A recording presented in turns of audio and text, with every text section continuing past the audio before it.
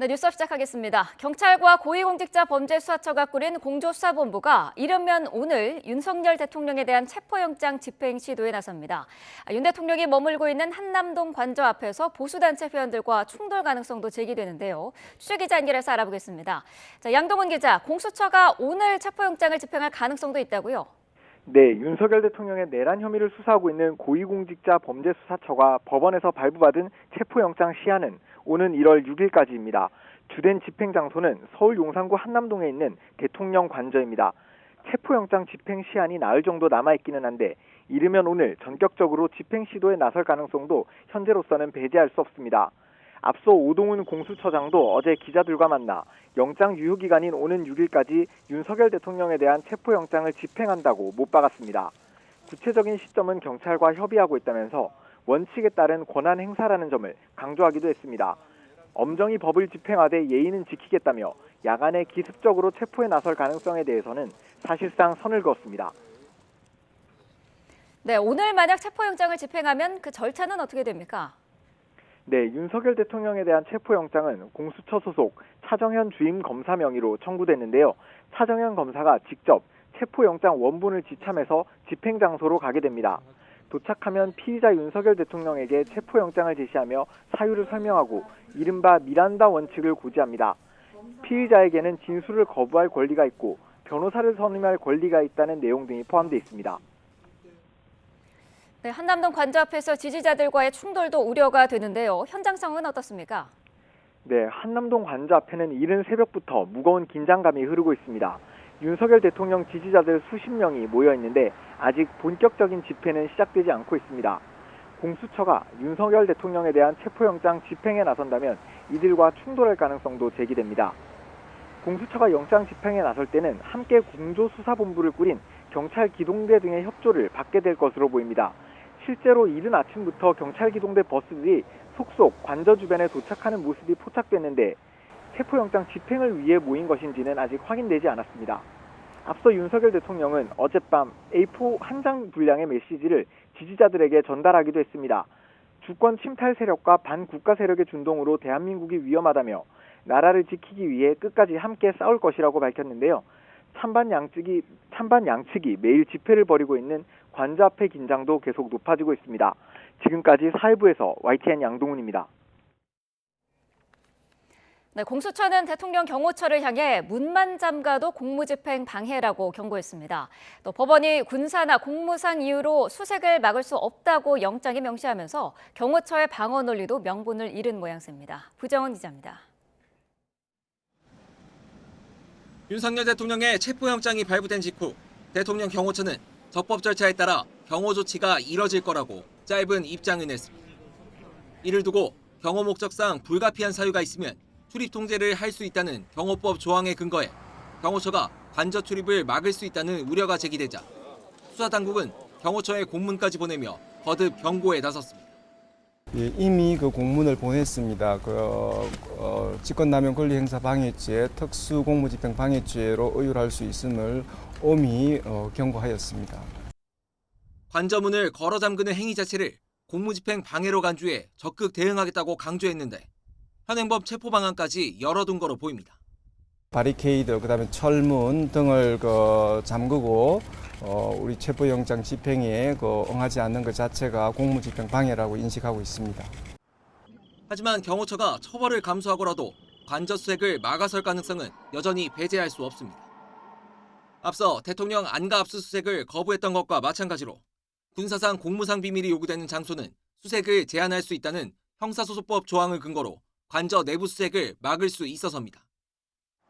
다만 법원이 영장을 발부하면서 해당 조항의 적용은 예외로 한다고 명시하며 경호처의 방어 논리 자체는 힘을 잃게 됐습니다. 영장에 이런 문구가 적시된 건 전례를 찾기 어려운데 애초에 군사보안시설에서 체포나 수색영장을 집행하는 경우가 거의 없기 때문이기도 합니다. 이에 대해 윤 대통령 측은 형사소송법 어디에서도 판사에게 그런 권한을 부여하지 않고 있다며 영장 판사를 징계해야 한다고 반발했습니다. YTN 부장원입니다. 네, 윤 대통령은 어젯밤 지지자들에게 직접 메시지를 냈습니다. 반국가 세력의 준동으로 대한민국이 위험하다고 주장하면서 자신은 나라를 지키기 위해 끝까지 싸울 거라고 밝혔습니다. 더불어민주당은 지지자들에게 극단적 충돌을 선동하고 있다면서 하루빨리 윤 대통령을 체포하라고 촉구했습니다. 이준엽 기자가 보도합니다. 윤석열 대통령이 제주항공 여객기 참사 추모글을 SNS에 올린 지 사흘 만에 또다시 공개 메시지를 냈습니다. 자신의 체포영장 발부 이후 24시간 철야 집회를 이어가던 지지자들을 향해 새해 인사 겸 감사 인사글을 인편으로 전달한 겁니다. 윤 대통령은 지지자들을 자유와 민주주의를 사랑하는 애국 시민이라고 지칭하며 감사의 뜻을 표했습니다. 자신이 생중계 유튜브로 직접 집회를 지켜보고 있으며 추운 날씨에 건강이 상하지 않을까 걱정된다고 거듭 감사와 안타까움을 전했습니다. 이어 나라 안팎의 주권 침탈 세력과 반국가 세력의 준동으로 대한민국이 위험하다고 주장하며 자신은 지지자들과 함께 이 나라를 지키기 위해 끝까지 싸우겠다고 다짐했습니다. 이어 국가나 당이 주인이 아니라 국민 한 분 한 분이 주인인 자유민주주의는 반드시 승리한다면서 더 힘을 내자는 당부와 새해 인사로 글을 끝맺었습니다. 더불어민주당은 즉각 논평을 내고 내란도 모자라 지지자들의 극단적 충돌을 선동하고 있다며 대단히 부적절하다고 비판했습니다. 윤 대통령이 여전히 망상에서 벗어나지 못하고 내란을 획책하고 있다며 위험한 폭주를 계속하려 한다고 날을 세웠습니다. 무엇보다 지지자들에게 극단적 충돌을 선동하고 있어 대단히 우려스러우니 하루빨리 윤 대통령을 체포할 것을 촉구했습니다. 앞서 윤 대통령이 돌연 참사 애도 메시지를 냈을 때도 야권에선 수사에는 응하지 않은 채 복귀한 것처럼 행동한다며 비판이 이어졌습니다. 체포영장 집행이 초읽기에 들어간 상황에서 반국가 세력 등 비상계엄 당시의 주장을 반복하는 모습을 보이면서 정치권 논란은 불가피할 것으로 보입니다. YTN 이준엽입니다. 네, 서울 한남동 관저 앞에서는 찬반 집회가 계속되고 있습니다. 경찰은 만일의 사태를 대비해 관저 접근을 통제하고 삼엄한 경비 태세를 유지하고 있습니다. 유서연 기자입니다. 골목 하나를 사이에 두고 울타리가 세워져 있습니다. 윤석열 대통령 체포 영장이 발부되고 탄핵 찬반 시민이 관저 앞으로 몰리자 경찰이 충돌을 우려해 설치한 겁니다. 윤 대통령 체포를 반대하는 시민들은 새해 첫날부터 태극기와 성조기를 흔들며 탄핵 무효를 주장했습니다. 경찰 비공식 추산 5,500명이 모였는데 체포 시도를 몸으로 막을 거라고 목소리를 높였습니다. 최고위에 이제 그 대통령이잖아요. 그래 대통령 체포한다는 게 말이 안 되는 거죠. 세계적으로 그런 길 없어요. 저희들이 이제 막을 겁니다. 이거는 안 됩니다. 반면 찬성 측 시민들은 윤 대통령의 즉각적인 체포와 파면을 촉구했습니다. 내란 우두머리로 지목된 윤 대통령을 처벌해야 전국이 안정된다는 겁니다. 이틀 전부터 와가지고 이틀째 밤새서 여기 있는데 최대한 빨리 대통령이 이제 조금 구속이 되고 안 좋은 정치들이나 좀 해결이 됐으면 하는 마음이 좀 큰 것 같아요. 경찰은 혹시 모를 충돌에 대비해 관저 접근을 엄격히 통제하고 경비 태세를 이어가고 있습니다. 또 공수처의 체포 영장 집행 시까지 찬반 집회가 이어질 것으로 보고 질서 유지에 주력할 방침입니다. YTN 유선입니다.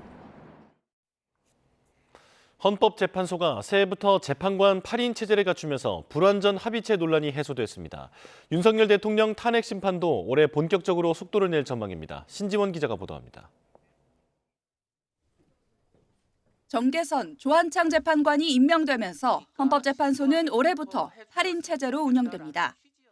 최상목 대통령 권한대행이 임명한 재판관 2명은 각각 진보와 보수로 분류됩니다. 두 사람의 합류로 헌법재판소는 진보 3명, 중도보수 3명, 보수 2명의 구도로 재편됐다는 평가가 나옵니다.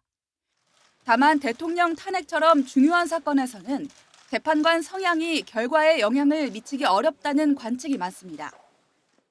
박근혜 대통령 탄핵 사건 때도 보면 8명 전원이 찬성을 해서 파면이 되었습니다. 개인의 어떤 정치적인 성향이나 소신과는 상관없이 법관으로서의 직업적인 양심에 따라서 판단해야 되는 것이고요. 윤석열 대통령 탄핵 심판은 새해 첫 주부터 두 번째 변론 준비 기일을 앞두고 있습니다. 윤 대통령 측이 탄핵 심판 서류 송달의 적법성부터 다투겠다고 예고한 가운데 국회는 중앙선거관리위원회와 국회 내부에 계엄군이 들이닥친 장면의 CCTV를 증거로 신청했습니다. 변론 준비 기일에서 쟁점과 증거, 증인들이 정리되고 나면 이달부터 본격적인 심리가 진행될 것으로 보입니다. 그런 만큼 헌법재판소도 새해 첫날부터 재판관들에 대한 경호와 보안을 강화하는 등 만반의 준비에 나섰습니다. 헌재가 심리 정족수인 7명을 채우면서 불완전 합의체 논란이 해소된 만큼 윤석열 대통령의 탄핵 심판도 조만간 본격적인 궤도에 오를 전망입니다. YTN 신지원입니다. 최상목 대통령 권한대행이 임명한 신임 헌법재판관의 취임식이 오늘 진행됩니다. 헌법재판소는 오늘 오전 10시 서울 종로구 헌재 대강당에서 정계선 조한창 재판관 취임식을 연다고 밝혔습니다. 두 재판관 합류로 새해부터 재판관 8인 체제를 갖춘 헌재는 윤석열 대통령 탄핵 심판에 속도를 낼 전망입니다. 최상목 대통령 권한대행이 국회 추천 헌법재판관 후보자 2명을 임명한 뒤로 여야 반발이 계속되는 등 후폭풍이 거셉니다. 국민의힘은 최 대행 행위에 책임과 평가가 따를 것이라 지적했고 우원식 의장과 야당은 국회 선출권을 존중해 남은 후보도 임명해야 한다고 주장했습니다. 손효정 기자입니다. 최상목 대통령 권한대행의 헌법재판관 임명에 강한 유감을 드러냈던 국민의힘은 하루가 지나서도 책임과 평가가 따를 것이라며 날을 세웠습니다. 국무회의에서 충분히 논의하지 않은 채 최 대행이 독단적으로 결정을 내렸다는 지적도 빼놓지 않았습니다. 국정 안정에 최우선을 둘 생각인데 그 헌법재판관 임명 부분은 굉장히 유감스러운 부분이고 그에 따라서 책임과 평가 이런 부분은 피하지 못하고. 새해 첫날 열린 지도부 비공개 간담회에서도 최 대행 결정이 역사의 평가를 받을 거란 성토가 나왔지만 당은 이보단 국정 안정을 최우선 기조로 하자는 취지로 정리된 것으로 알려졌습니다. 임명이 보류된 남은 헌법재판관 후보자 임명 문제에는 현재로선 야당과 협상에 임할 계획이 전혀 없다는 게 국민의힘 입장입니다. 민주당은 국회 추천 절차가 끝났는데 일부 후보만 선택적으로 임명한 건 위헌이며 국민 모독이라고 비판했습니다. 앞서 여야가 여당이 후보 1명, 야당이 2명을 추천하기로 합의했는데 최 대행이 무슨 권한으로 다시 여야 합의를 요구하느냐는 겁니다. 어떤 권한도 최상목 권한대행에 주지 않았는데 자기 스스로 그런 결정을 했다라고 하는 것 자체가 말이 안 되는 거고요. 헌법 질서에 부합하지 않는다고 봅니다. 우원식 국회의장도 최 대행 결정에 권한쟁의 심판을 청구하는 방안을 적극 검토하고 있습니다. 국회목 헌법재판관을 선출할 입법부의 권리를 침해당했다는 건데 이르면 이번 주 구체적인 입장을 밝힐 것으로 보입니다. 최 대행이 제2요구권을 행사한 내란 특검법과 김건희 여사 특검법은 국회 재표결이 진행될 예정입니다. 여당이 독소조항 수정을 야당과 협의할 수 있다는 뜻을 내비친 게 당내 이탈표 단속용이란 해석이 나오는 가운데 실제 특검 수정안 협상은 재표결 이후에도 가능성이 희박하다는 관측도 나옵니다. YTN 손효정입니다. 정진석 비서실장 등 대통령실 고위 참모진들과 방통위원장 직무대행이 최상목 대통령 권한대행에게 사의를 표명했습니다. 최 대행의 헌법재판관 임명에 항의의 뜻을 밝힌 것이라는 해석이 나오는데 여당에선 일단 국정 안정을 강조하며 다소 결이 다른 반응을 내놨습니다. 조용성 기자입니다. 최상목 대통령 권한대행을 비롯한 국무위원과 대통령실 참모진들이 새해 첫 일정으로 현충원을 참배했습니다. 최 대행과 정진석 대통령 비서실장이 대화를 나누는 장면도 포착됐습니다. 그런데 1시간 뒤 대통령실은 정 실장을 포함한 수석비서관 이상 전원이 사의를 표명했다고 밝혔습니다. 지난달 초 비상계엄 사태를 이유로 일괄 사의를 표명한 뒤 두 번째인데 이번엔 최 대행이 헌법재판관 후보자 2명을 임명한 것에 항의하는 뜻을 전달한 것이란 분석이 나왔습니다. 부디 근본 헌법재판관 임명을 계기로 정치적 불확실성을 털고 헌법재판관 임명 직후 대통령실 고위 관계자는 대행직위에서 자제돼야 할 권한의 범위를 넘어섰다며 매우 유감이란 입장을 밝히기도 했습니다. 일단 최대행 측은 민생과 국정 안정에 매진해야 한다고 생각한다며 사표를 수리할 계획은 없다고 선을 그었는데 다만 정진석 실장 수리 여부를 놓고 진실 공방이 벌어지며 정권 내 혼란상을 고스란히 드러냈습니다.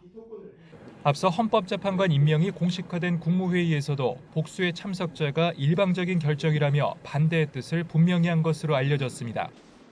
이에 최 대행이 월권을 한 측면이 있다고 인정하며 사직 얘기까지 나왔고 김태규 방송통신위원장 직무대행은 실제 사직서를 내며 반발했습니다. 김 대행의 사의가 수리될 가능성은 크지 않지만 만약 수리된다면 방통위는 영명체제가 돼 혼란이 커질 것으로 전망됩니다. 국민의힘은 헌법재판관 임명에 거듭 유감을 표하면서도 국정 안정을 우선으로 생각해달라며 진화에 나섰습니다. 각자가 다 국정 안정을 위해서 뭐가 필요한지에 대해서 잘 생각하고 그 방향으로 결정하고 행동해 나가줬으면 하는 게 저희들 생각입니다. 헌법재판관 임명 뒤로 여권 내 불만의 목소리가 잇따르고 있지만 여당으로선 탄핵 정국 수습을 바라는 여론을 의식하지 않을 수 없다는 지적도 나옵니다. YTN 조용성입니다.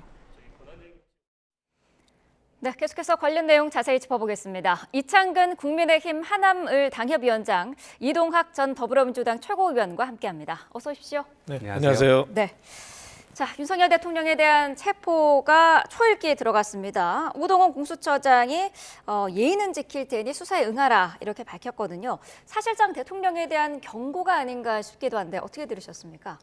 이제 법적인 절차를 밟겠다는 그런 의미인데요. 네. 이제 1월 6일까지가 시한입니다. 네. 하지만 그간 윤 대통령이 대국민 사과 때부터 밝힌 법적인 책임을 다하겠다. 그리고 법의 절차를 따르겠다고 했는데 사실 그게 이루어지지 않았어요. 그리고 네. 일반인들이 느끼기에는 우리 이재명 대표도 사실 법의 테두리 밖에서 행동하는 듯한 모습을 많이 보였잖아요. 네. 사실 예를 들면 선거법과 관련해서도 아직까지도 고등법원에 변호사를 선임계를 제출하지 않았습니다. 그러다 보니 국선 변호인이 선임됐고 하지만 본인이 무죄를 받은 사안에 대해서는 변호인은 선임을 했고요. 그렇게 좀 차별적인 행동을 보이는데요. 그러다 보니 이제 윤석열 대통령도 이재명 대표와 다를 바가 없다. 법꾸라지 이런 얘기도 나오고 한데 그런 부분에 대해서 이제 공수처가 공조수사본부를 통해서 경찰과 같이 함께 법의 집행을 엄격히 하겠다. 그런 의지를 보이고 있는 겁니다. 네. 그래서 지금은 윤석열 대통령도 본인이 한 말에 대해서 이제 경호처와 함께 이렇게 방어막을 칠 게 아니라 책임을 다하는 자세를 보이고 당당하게 수사를 응해야지만 아마 네. 국민들이 보기에도 더 이상 대한민국 대통령으로서 부끄럽지 않다 이런 모습을 보일 수 있지 않을까 그렇게 생각합니다. 네. 그런데 지금 분위기로는 대통령과 경호처가 이 체포 및 수색에 응하지 않을 것 같은 분위기이기도 하거든요. 어제 대통령이 지지자들에게 메시지를 내지 않았습니까? 끝까지 싸우겠다 이런 내용이었는데 어떻게 보셨나요? 대단히 부적절한 메시지죠. 그러니까 지금 어찌 보면 이 공수처에서는 계속해서 지금 몇 차례 조사에 응해라 3차례나 보냈거든요. 네. 그리고 이제 그렇게 했었던 이유는 사실은 지금 열기를 계속해서 시키려고 했었던 거예요. 그리고 윤석열 대통령에게 어쩌면 기회를 계속 줬던 겁니다. 마지막 모습이 너무 추해요. 그동안 본인이 얘기했었던 정의공정 상식이라는 것이 있고 특히나 검사 출신, 검찰총장 출신의 대통령으로서 법치주의를 바로 세우겠다. 입만 열면 그 얘기를 했었거든요. 그런데 지금 마지막의 모습을 보면 너무나 지저분한 모습을 계속해서 보여주고 있기 때문에 그 지점에서 공수처가 어쩌면 계속해서 기회를 줬었는데 마지막까지도 이렇게 지지층들을 결집시키면서 어쩌면 자기를 잡아가지 못하도록 막아라. 그 유튜브를 대통령께서 보고 있다. 현장에서 굉장히 환호가 나왔다는 거 아닙니까? 네. 여전히 그 극우 중심으로 이루어진 그런 유튜브를 대통령이 시청하시는 것으로 저게 국민들께는 온전히 전해질까 싶습니다. 그렇기 때문에 지금 윤석열 대통령은 본인이 했던 말 그대로 본인이 당당하게 조사받는 모습을 통해서 그래도 일만의 어떤 법 집행이 대한민국에서는 누구도 예외 없이 정확하게 된다라고 하는 그 모습 자체를 보여주는 것만으로도 네. 어쩌면 평가받을 가능성이 있지 않나 싶습니다. 그런데 그렇게 하지 않을 가능성이 더 커 보입니다. 네. 관저 앞에 찬반 집회도 계속되고 있어서 물리적 충돌 가능성이 있다. 그래서 사실 대통령이 이쯤에는 자진 출석을 해야 되는 거 아니냐 이런 지적이 있거든요. 사실 그게 바람직하죠. 그게 바람직하고 당당하게 수사를 받는 모습이 네. 정말 윤석열 대통령에 대한 조그만 일말의 기대 그걸 가지게 하는 그런 행동을 보여주기를 기대하는데 하지만 그렇지 않겠다는 게 지배적인 여론인 것 같습니다. 네. 왜냐하면 어저께 이제 말씀하신 것처럼 여론전을 이제 주도를 하고 있고, 그다음에 네. 석동현 변호사도 지지자들 앞에서 연설할 때 여론전이라는 얘기를 했어요. 그러다 보니 참 국민들이 보기에 참 안타까울 뿐이죠. 하지만 지금은 만약에 물리적인 충돌이 발생한다면은 그거는 또 다른 혼란이거든요. 네. 왜냐 경호처는 이제 경호처대로 나름 그런 논리가 있을 겁니다. 불가피한 상황이기 때문에 경호법에 의해서 대응하겠다 그런 논리를 내세울 것이고, 네. 하지만 공수처나 공조본은 이제 법원의 압수수색 영장에 형사소송법 110조, 111조가 예외로 적용이 돼 있기 때문에 네. 당연히 경호처가 이렇게 나서는 것은 특수 임무 방해다 네. 그렇게 나설 수 있거든요. 그래서 이러한 충돌을 과연 윤 대통령이 아직도 대통령 신분이기 때문에 직무는 정지됐지만 대통령직에 있는 건 맞거든요. 네. 그렇다면은 대한민국의 대통령으로서 이런 충돌, 혼란, 극심한 또 다른 어떤 사회적 혼란을 막기 위한 당당한 모습을 보여주는 것이 바람직하다 그렇게 보고 있습니다. 네.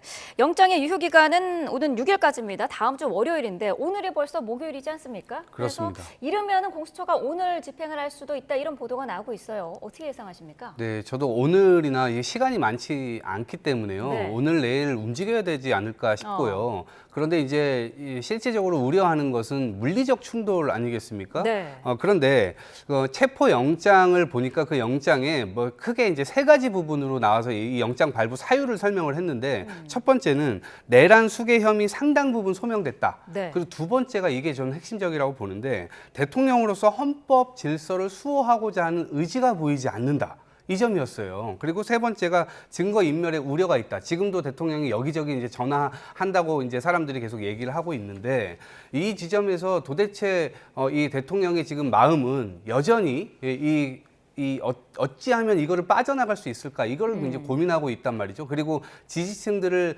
이용해서 지금 이제 자신의 어떤 이 방어막을 치고 있는 그런 부분들이 계속해서 보여지고 있는데 네. 공수처에서는 고민이 그래도 있을 겁니다. 왜냐하면 지금 방어를 하고 있는 이 대통령 경호처에서는 자기들이 이것을 법대로 하겠다라고 얘기를 했기 때문에 실제로 경호처와의 충돌도 피할 수 없다라고 하는 것을 대비해서 준비를 해야 되는 것이죠. 그런데 경호처에도 계속해서 이제 이 경고를 하고 있는 것이 이 형사소송법 111조 1항뿐만 아니라 2항도 있어요. 1항이 뭐냐면 직무상 비밀을 요하는 장소의 경우 책임자의 승낙 없이는 거기를 압수수색할 수 없다고 되어 있습니다. 네. 그런데 2항에 보면 이 국가 이 이익에 심대하게 반한다면 이거는 제외한다 또 이렇게 되어 있습니다. 그렇기 때문에 법원에서 그 조항을 굳이 따지지 않는다 하더라도 이 조항 때문에 수사를 분명하게 조사를 할 수 있다라고 하는 것을 의미하는 것이고요. 끝까지 버티면 버틸수록 대통령만 추해진다 이런 말씀 드립니다. 네. 자, 수사는 수사대로 진행이 되고 있고 탄핵 심판도 속도가 붙을 전망입니다. 헌법재판소가 이제 8인 체제를 갖추게 됐는데 최상목 권한대행이 헌법재판관 2명을 임명한 것에 대해서 여야 모두 비판을 하고 있거든요. 먼저 여당의 입장 먼저 들어볼까요? 뭐 여당 내에서도 지금 다양한 목소리가 나오고 있습니다. 네. 사실 뭐 권영세 비대위원장 같은 경우는 이제 책임이 따를 것이다 이렇게 얘기를 했지만, 네. 그리고 권성동 원내대표도 이제 더 이상 문제 제기는 했지만 더 이상 얘기를 하지 않겠다 이렇게 한 거는 이제 나름 뭐 존중을 한다는 이런 의미로도 보일 수 있는데요. 네. 사실 야당에서 주장하는 최상목 권한대행에 만약에 또 다른 탄핵을 시도한다. 그것은 정말 야당으로서 무책임한 행동이 아닐 수 없습니다. 왜냐하면은 지금 현재 야당이 주장하는 논리는 여야가 합의됐다는 논리를 내세우고 있는데 네. 사실 헌법재판관 임명과 관련해서는 최상목 대행이 법의 테두리 안에서 그리고 정무적인 판단도 같이 했다고 저는 보고 있습니다.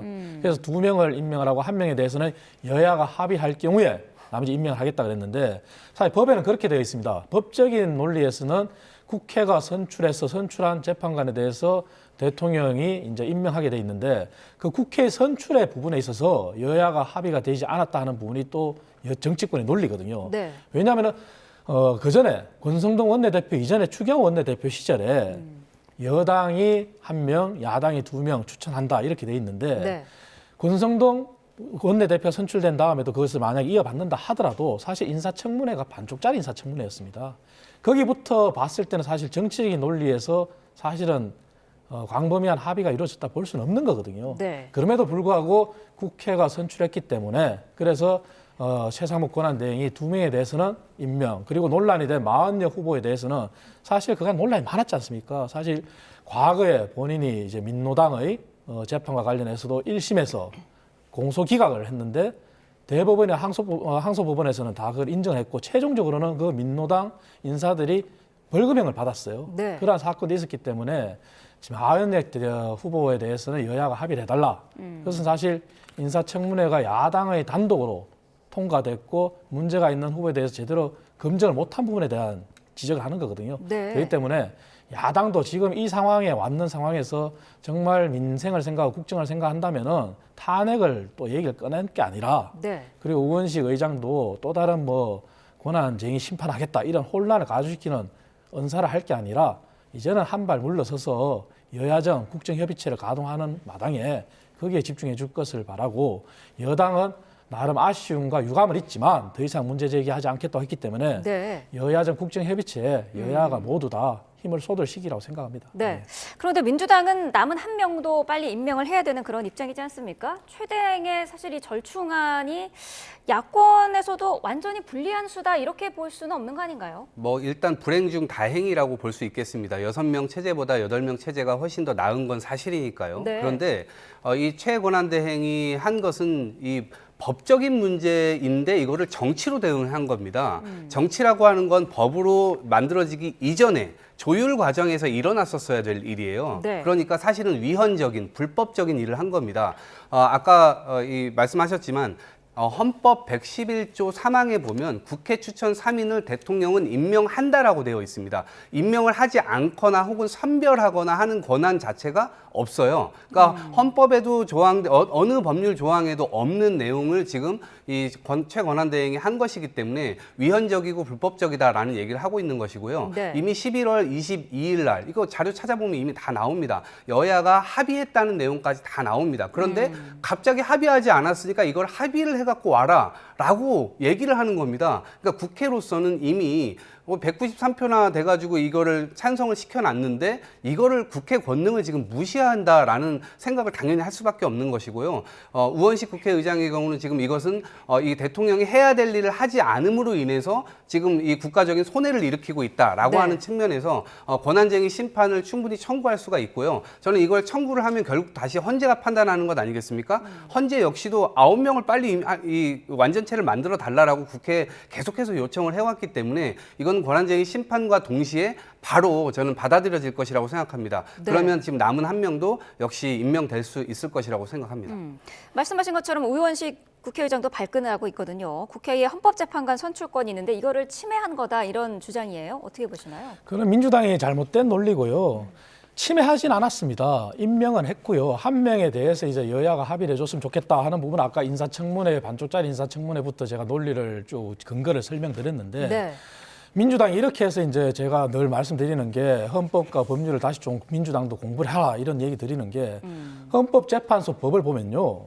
헌법재판관에 대한 333 국회가 3인의 선출권을 가지고 대법원장이 3인에 대한 추천을 가지고 그리고 네. 대통령이 3인에 대해서 임명을 하고 국회의 목과 대법원의 목은 추천과 선출을 통해서 대통령 임명을 하게 돼 있습니다. 네. 하지만 그게 요식행위라고 자꾸 얘기하시는데 요식행위 그럴 수 있습니다. 하지만 법에 기한은 명시돼 있지 않아요.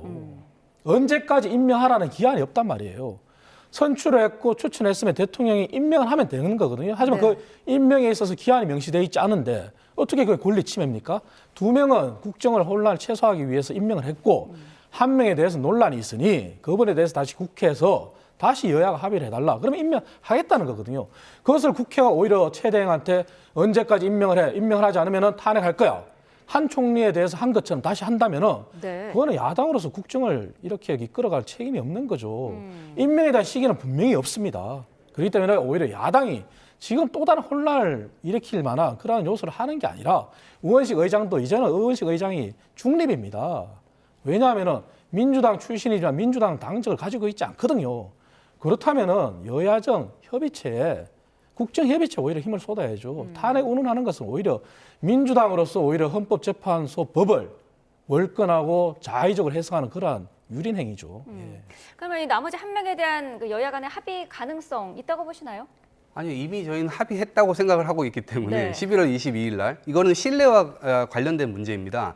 정당과 정당 간의 원내대표와 원내대표 간에 이미 합의를 했던 사안이고요. 그 사이에 지금 국민의힘의 원내대표가 바뀐 겁니다. 그렇기 때문에 지금 이 주장을 완전히 뒤집어 엎은 것인데 저희가 볼 때 이 직전 원내대표가 결정했던 사안을 그 뒤에 원내대표가 이어받는 건 너무나 자연스러운 일이죠. 전혀 다른 정당도 아니기 때문에요. 당연히 그걸 이어받아서 그 신뢰 속에서 서로가 여야가 협의를 하는 것이지 이게 사람 바뀔 때마다 지금 이 합의했던 내용을 다 뒤집어 엎는다고 한다면 누가 합의를 하고 누가 누구를 대상으로 대화 채널에 나설 수 있겠습니까? 그러니까 그런 측면에서 국민의힘이 다시 국민의 민심 그리고 본인들의 양심 속으로 다시 들어갈 필요가 있겠다라는 생각이 들고요. 네. 국회에서 당연히 이것은 권한쟁의 심판을 해서 당연히 한 명마저 임명을 하고 완전체로 이 대통령 탄핵 심판에 대응해야 된다고 생각을 합니다. 네. 최대 행위 헌법재판관 2명을 전격적으로 임명을 한 것과 관련해서 정부 내에 지금 갈등도 폭발을 했습니다.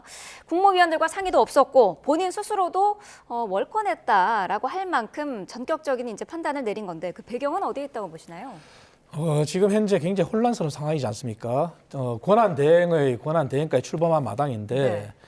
국무위원들도 사실 올바른 자세가 아니에요. 왜냐하면 과거에는 대통령이 건재한 시절이나 국무총리가 권한 대행 시절에서는 최상목 이제 경제부총리 당시 직급으로 그리고 다른 국무위원들도 똑같은 지위의 국무위원이었습니다. 하지만 지금은 권한 대행이거든요. 그리고 굉장히 사태가 엄중하지 않습니까? 그렇다면은 국무위원들은 권한 대행으로서의 권한도 인정을 해야 됩니다. 네. 하지만 반발하고 그다음에 대통령실에서 저도 대통령실 출신이지만 과거 박근혜 정부 때 청와대 부속실에 있었지만 대통령실 참모들도 지금은 이제는 대통령이 직은 유지하고 있지만 직무 정지된 상황에서 권한 대행의 참모로 볼 수 있거든요. 네. 하지만 그것을 반기를 든다? 그건 사실은 바람직하지 않죠. 국민들이 보기에도 굉장히 바람직하지 않다고 생각합니다.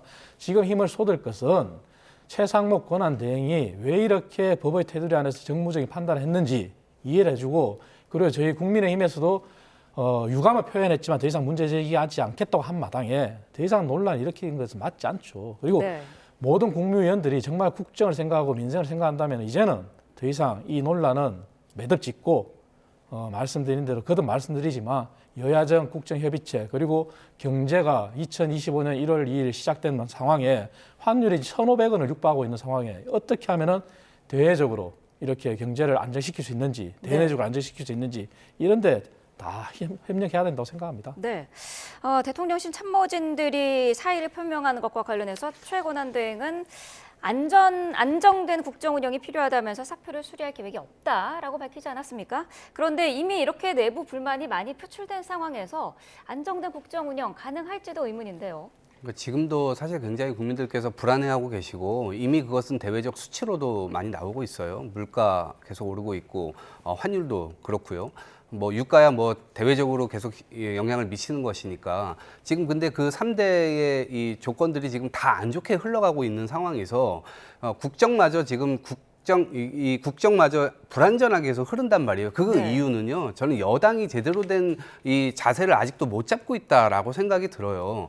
그러니까 계엄을 계속해서 옹호하고 그다음에 이 탄핵은 잘못됐다라고 얘기를 하고 있는 그 선에서 대통령 비서실 역시도 어쩌면 이 내란 혐의가 짙을 수 있는 다 수사 대상자들이 될 수밖에 없는 그런 상황에 와 있잖아요. 그러니까 최권한 대행도 아마 이건 굉장히 극한 직업일 겁니다. 본인이 여러 가지를 지금 하고 있는데 그 와중에 지금 국민의 어떤 민심에 부응하기 위해서 이 사람들이 태도와 자세를 옮겨왔는 것이 아니라 기존에 예스맨 하던 이 태도 그대로 지금 대통령에 대한 충성만을 지금 맹세하고 있기 때문에 그런 지점에서 국민을 위한 정치를 하기는 지금 대단히 어렵겠다라는 생각이 들고 그럼에도 불구하고 헌법재판관 2명을 임명했고 계속해서 그 결정을 했다는 그 이유, 그 근저에는 국민들의 이 경제 불안 이런 부분들을 그래도 애민의 관점에서 해결해야 되는 것 아니냐라고 하고 있는 생각 때문인데 전 적어도 대통령실에서 그다음에 지금 국무위원으로 일하고 있는 분들이 국민의 세금으로 월급을 받고 있는 분들이라면 국민의 삶을 어떻게 지금이라도 개선해 볼까 이 생각을 하는 게 맞지 어떻게 하면 대통령을 지킬까 이 생각 속에 머물러 있어서는 도저히 답이 없다 이렇게 봅니다. 네. 쌍특검에 대해서는 거부권을 행사를 해서 이건 이제 국회에서 재표결이 이루어질 것으로 보이는데 국민의힘에서는 입장이 조금 바뀌었습니까? 뭐 협상할 수 있다 이런 의지를 보인 것 같아요. 어쨌든 위헌적 요소를 걷어내면은 협상에 응할 수 있다 이렇게 말씀을 드렸습니다. 네. 왜냐하면 사실 내란 특검법 같은 경우는 지금 현재 검찰도 수사를 진행하고 있고 공조본에서 수사를 진행하고 있지 않습니까? 네. 그리고 특별검사 임명에 관한 법률에 의해서 상설특검 틀을 테두리 내에서도 국회에서 결의안이 통과가 됐고요. 그런데 또다시 이제 상설특검을 제외한 또 특별특검을 한다. 이 부분이 이제 너무 과다하다 이런 생각을 하고 있는데 그럼에도 불구하고 위헌적 요소가 걷어지면 협의를 하겠다는 부분이고 김건희 여사 특검 부분은 사실 민주당이 이번에 제출한 특검이 요 앞전에 제출한 특검보다 더 후퇴됐어요. 왜냐 이 앞전에 제출한 특검에서는 제3자가 특검을 추천하는 것으로 그래도 어느 정도 객관성이 있다 이렇게 평가는 받았었거든요. 네. 하지만 그게 후퇴된 상황에서 과연 이 부분이 정말 야당이 국민의 알 걸 위해서 제대로 하겠느냐 하는 의구심이 있죠. 물론 저는 방송에서도 말씀드렸다시피 국민들의 알 걸 위해서 특검이 필요하다는 말씀드렸지만 위헌적 요소가 계속 존재한다면 이것은 정말 국민의 알 권리를 충족시키는 게 아니라 또 다른 정쟁을 위한 그러한 혼란을 가중시키는 그러한 수단이 될 수 있거든요. 네. 그래서 그런 부분을 제거한 상황에서 정말 여야가 머리를 맞댄다면 함께 협의하고 논의하고 그래서 발의할 그런 준비가 돼 있다. 그런 열린 마음을 조금 진일보하게 내놓은 겁니다. 네. 민주당은 일단 원안 그대로 재의결을 시도한다는 거죠. 네, 그렇습니다. 왜 그러냐면 이건 이미 사례가 다 있습니다. 네. 그동안 뭐 예를 들면 드루킹 특검도 그렇고요. 그다음에 뭐 내곡동 사저 예전에 이명박 대통령 시절에 그리고 박근혜 최순실 특검 관련해서도 전부 다 야당이 추천해서 그때 그걸 다 수용을 했습니다. 대통령들이 다 수용을 했어요. 지금 윤석열 대통령만 이러고 있는 겁니다. 그리고 지금 국힘에서도 이 여당에서도 지금 그때 당시에 본인들이 했던 것은 완전히 잊어버리고 지금이 와가지고 위헌이라고 막 얘기를 하고 있는 것이 이제는 국민들도 다 알아요. 이 집권 여당이 목리를 부리고 있다 이런 생각을 말씀드리고 그 다음에 그건 하나 짚지만 그럼에도 불구하고 제3자가 추천하는 특검을 전 민주당도 어느 정도는 생각해 볼 수 있는 것 아니냐라는 생각을 개인적으로 합니다. 네. 그래서 이렇게 지금 몰아붙이다가도 결국엔 협의 테이블이 오면 민주당 역시도 이 부분에 대해서 통과를 좀 시키는 것이 우선이기 때문에 그런 부분에 대한 협의 조정 이 여지는 있다고 보고요. 그다음에 마지막으로 하나 더 말씀드리면 김건희 여사 특검과 관련해서는 저는 이게 일을 여당에서 엄청 키웠다고 생각해요. 처음에 이런 일들이 벌어졌을 때 자기 정부 때 사실은 이 문제를 처리를 했었어야 됩니다. 그래서 10개를 잘못했다 그러면은 대충 대여섯 개로 버무려 가지고 이렇게 퉁 칠 수가 있었습니다. 서로 정치적으로 그런 것들을 용인해 왔죠. 그런데 지금 그렇게 하질 못하다 보니까 10가지 잘못을 10가지, 12가지로 지금 막아야 되는 그런 상황이 된 겁니다. 오히려 네. 김건희 여사가 굉장히 크게 처벌받을 수 있는 길로 여당이 인도하고 있다라고 저는 생각을 합니다. 네.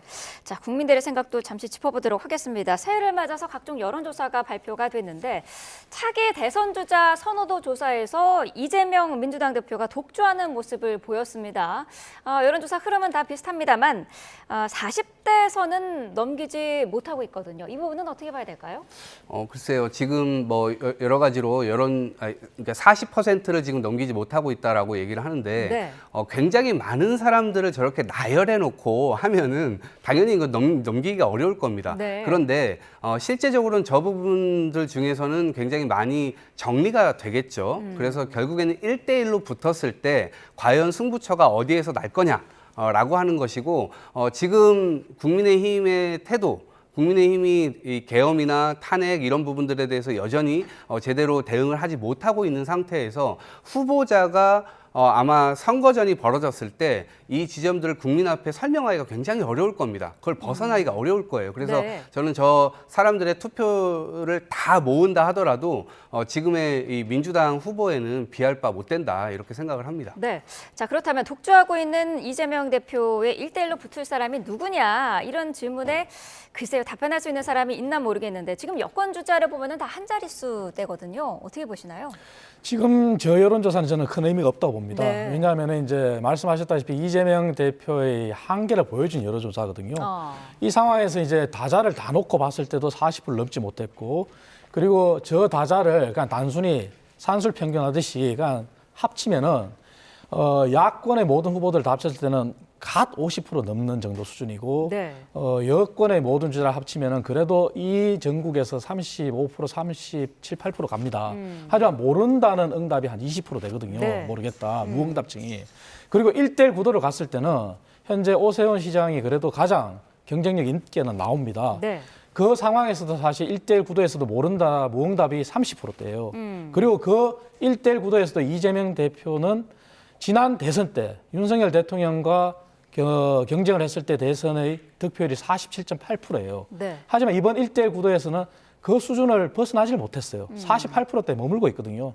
그렇다면은 지금 국민의힘이 지금은 국민들께 실망스러운 모습을 보이고 거듭 죄송한 말씀드리지만 미래를 정말 준비한다면은 저는 민주당이 저렇게 이재명 대표의 사법 리스크를 방어하기 위해서 무리수를 두고 이재명 대표 스스로도 본인의 사법 리스크를 회피하기 위해서 변호사도 선임하지 않고 계속 재판을 지연시키는 이런 행태를 보이는 상황에서 뭐 오세훈 후보와 같은 시장과 같은 그런 대권 주자가 있는 상황에 정말 미래를 위해 준비한다면 저는 해볼 만하다 이렇게 생각합니다. 네, 지적하신 그 부분이요. 지지하는 대선 주자가 없다는 비율이 두 자릿수로 나타난 이 부분, 이거는 민주당 입장에서는 좀 신경 써야 되는 부분 아닐까 싶어요. 네, 그렇습니다. 그래서 지금 저희 당에서는 여러 가지 기구들을 하고 있습니다. 예를 들면 네. 경제 관련된 기구도 만들고 있고요. 그다음에 국민들의 삶을 어떻게 채워줄 것인가에 대한 기구를 여러 가지를 이제 두고 있고요. 앞으로의 행보도 저는 중앙 쪽으로, 그러니까 중도파가 있는 쪽으로 계속해서 확장해 나갈 가능성이 있다고 보고요.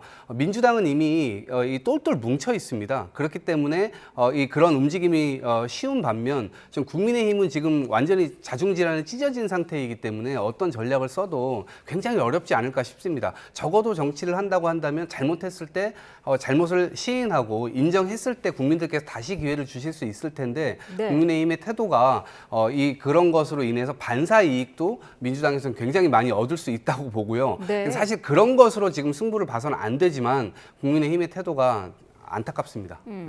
국민의힘의 그 정당 지지도에서는 국민의힘의 지지도가 조금 반등했거든요. 이건 어떻게 해석하고 계시나요? 저는 지금은 뭐 소위 말하는 이제 태극기 그리고 일부 지지층 그 결집으로 보고는 있습니다. 네. 하지만 거기에 일희일비하면 안 되고요. 네. 여전히 저희가 열세인 건 맞습니다. 맞고 그리고 민주당과의 1대1 구도에서도 열세인 구도는 맞는데 네. 말씀드린 것처럼 여야정 국정협의체가 정상적으로 가동된다면 그리고 국민의힘이 사과드린 것처럼 어떻게 행동을 하고 바뀐다면 국민들이 어떻게 보아질지 달라질 거라 생각합니다. 단적인 예로 지금 민주당의 실정이 굉장히 큰 것 중에 하나가 반도체법이거든요. 수출이 작년에 역대 최대를 기록했지만 수출의 4분의 1 이상이 반도체에서 나옵니다. 하지만 주 52시간을 탄력적으로 운영하자는 그 한 조항 때문에 반도체법을 통과시키지 않고 있어요. 네. 반도체법을 통과시키지 않고 있는 이 상황에서 과연 대한민국이 고부가가치 산업인 반도체를 올해도 계속 순항할 수 있을까 의문이거든요. 이러한 부분들이 조명된다면 그리고 민생을 위한 정책이 조명된다면 저희는 지금 여론조사에 일희일비하지 않고 훌륭한 대선 후보가 있는 상황에서 잘할 수 있다고 저렇게 생각합니다. 네, 알겠습니다. 여기까지 듣겠습니다. 이창근 국민의힘 하남을 당협위원장, 이동학 전 더불어민주당 최고위원과 함께했습니다. 두 분 말씀 고맙습니다. 맞습니다.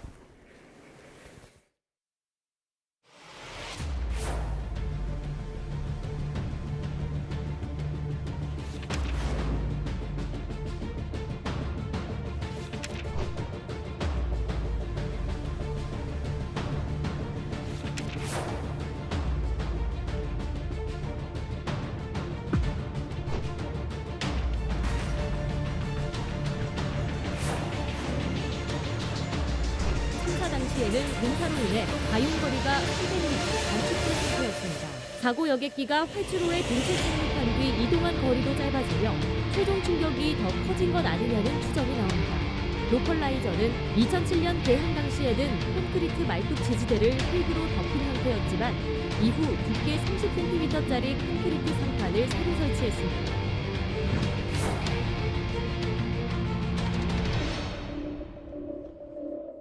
최종 관제사 허가가 있어야만 활주로에 내릴 수 있기 때문에 그 앞전에 여러 가지 불안정한 상황에서 교신이 오고 가고 하는 상황이 있는 과정에서 최종 관제사 허가가 있다는 점을 제가 확인해 드렸고요.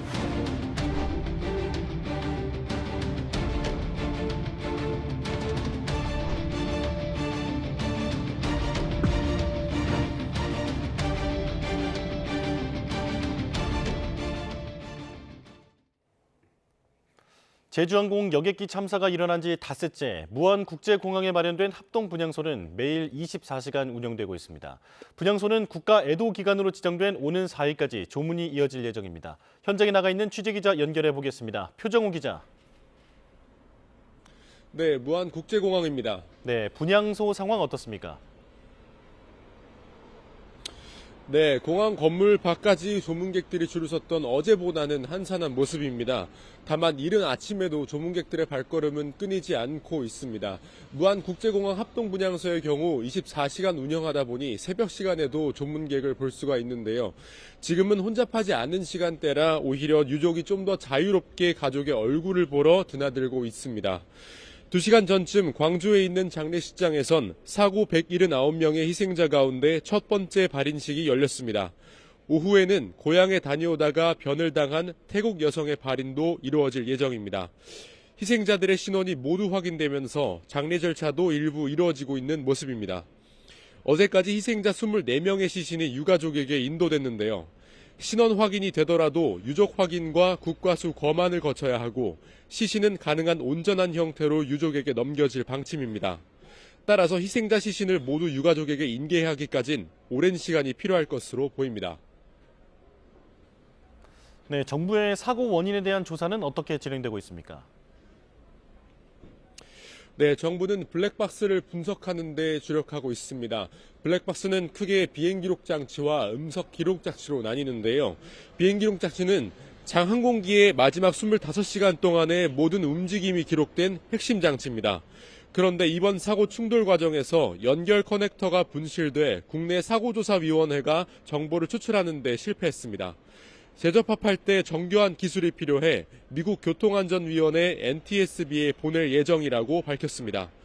다행인 건 음성 기록 장치는 온전한 상태라 어제부터 추출된 정보를 음성 파일로 변환하는 작업이 시작됐습니다. 사고조사위원회는 작업이 완료되기까지 이틀 정도 걸릴 것으로 보고 있습니다. 음성 파일이 완성되면 사고가 일어나기 직전 2시간 동안 조종사와 관계사의 무전 대화 등이 확보될 예정입니다. 또 희생자의 유류품과 흩어진 시신을 수습하는 작업도 계속되는데요. 경찰과 소방 등으로 이루어진 합동 감식팀이 희생자 유류품 가운데 200여 점에 대해 소유자 확인을 마친 것으로 파악됐습니다. 이름표가 붙어 있는 여행 가방 등 불타지 않은 유류품들이 곧 유족에게 전달되고 남은 수거된 유류품에 대해서도 추가 분석이 이루어질 예정입니다. 지금까지 무안국제공항에서 YTN 표정호입니다. 전해드린 것처럼 미국으로 보낸 음성 기록 장치에 대한 조사 결과는 내일쯤 나올 것으로 예상되는데요. 하지만 내용이 곧바로 공개되기는 쉽지 않아 보입니다. 김기봉 기자가 보도합니다. 항공기 꼬리 부분에 있어 다행히 큰 파손을 피한 블랙박스. 하지만 2개의 블랙박스 가운데 비행 기록 장치는 분실된 작은 커넥터 하나 때문에 정보 추출이 막힌 상태입니다. 장치의 2 유닛을 연결하는 커넥터는 새 부품으로도 대체가 불가능해. 아무 장비나 이렇게 사다가 끼워서 대체할 수 있고 이제 그런 커넥터는 아니고 좀 특수한 방식의 작업이 필요한 그런 형태의 커넥터입니다. 마지막 25시간 항공기의 비행 데이터가 묻혀버릴 수 있는 위기감 속에 사고조사위는 결국 장치를 미 교통안전위원회 NTSB로 보내기로 했습니다. 미국에서도 데이터 추출이 가능할지는 미지수인데 복원이 된다 해도 NTSB의 상황에 따라 시간 지연은 불가피한 상황입니다. 시간은 일단은 그 안에 데이터의 어떤 상태라든지 그 양을 좀 보면서 추정이 될 것으로 보입니다. 현재 시점에서는 미리 말씀드리는 것이 예단하기가 곤란하고요. 다행히 또 하나의 블랙박스인 음성 기록 장치는 정보 추출이 완료돼 음성 파일로 재생하는 작업에 들어갔습니다.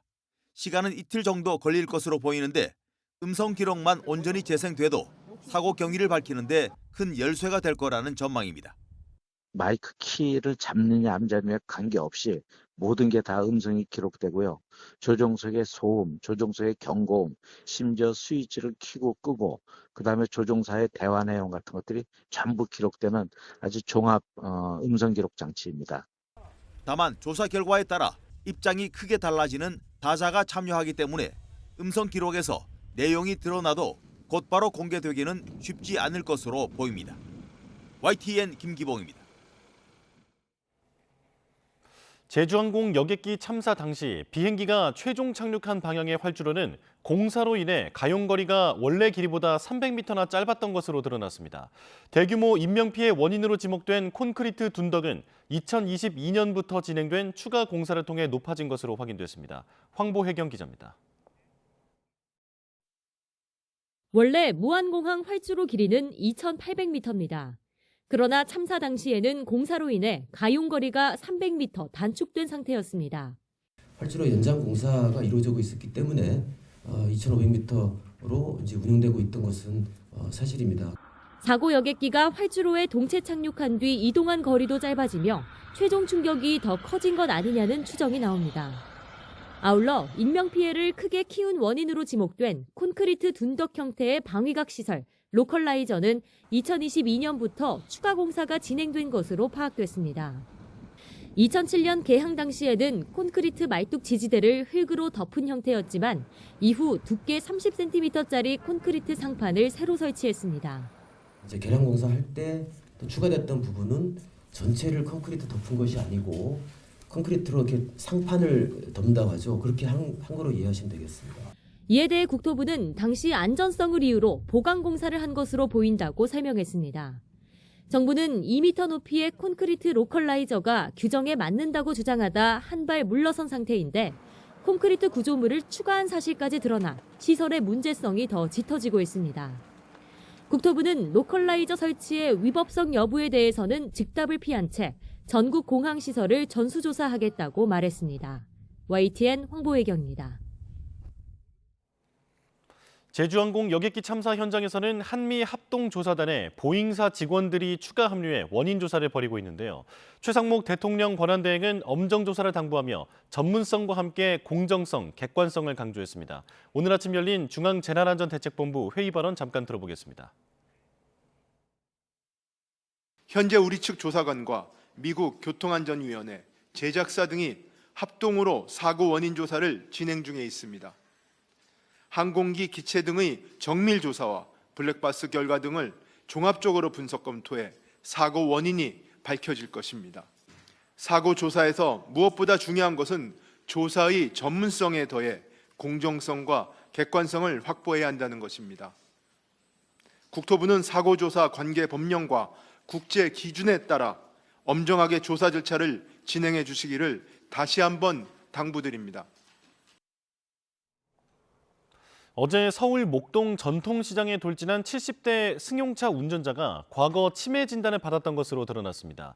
전북 정읍에선 축사의 불이나 태국인 직원이 숨졌습니다. 새해 첫날 사건 사고 소식 김현아 기자가 보도합니다. 평온하던 전통시장에 갑자기 검은색 승용차가 달려듭니다.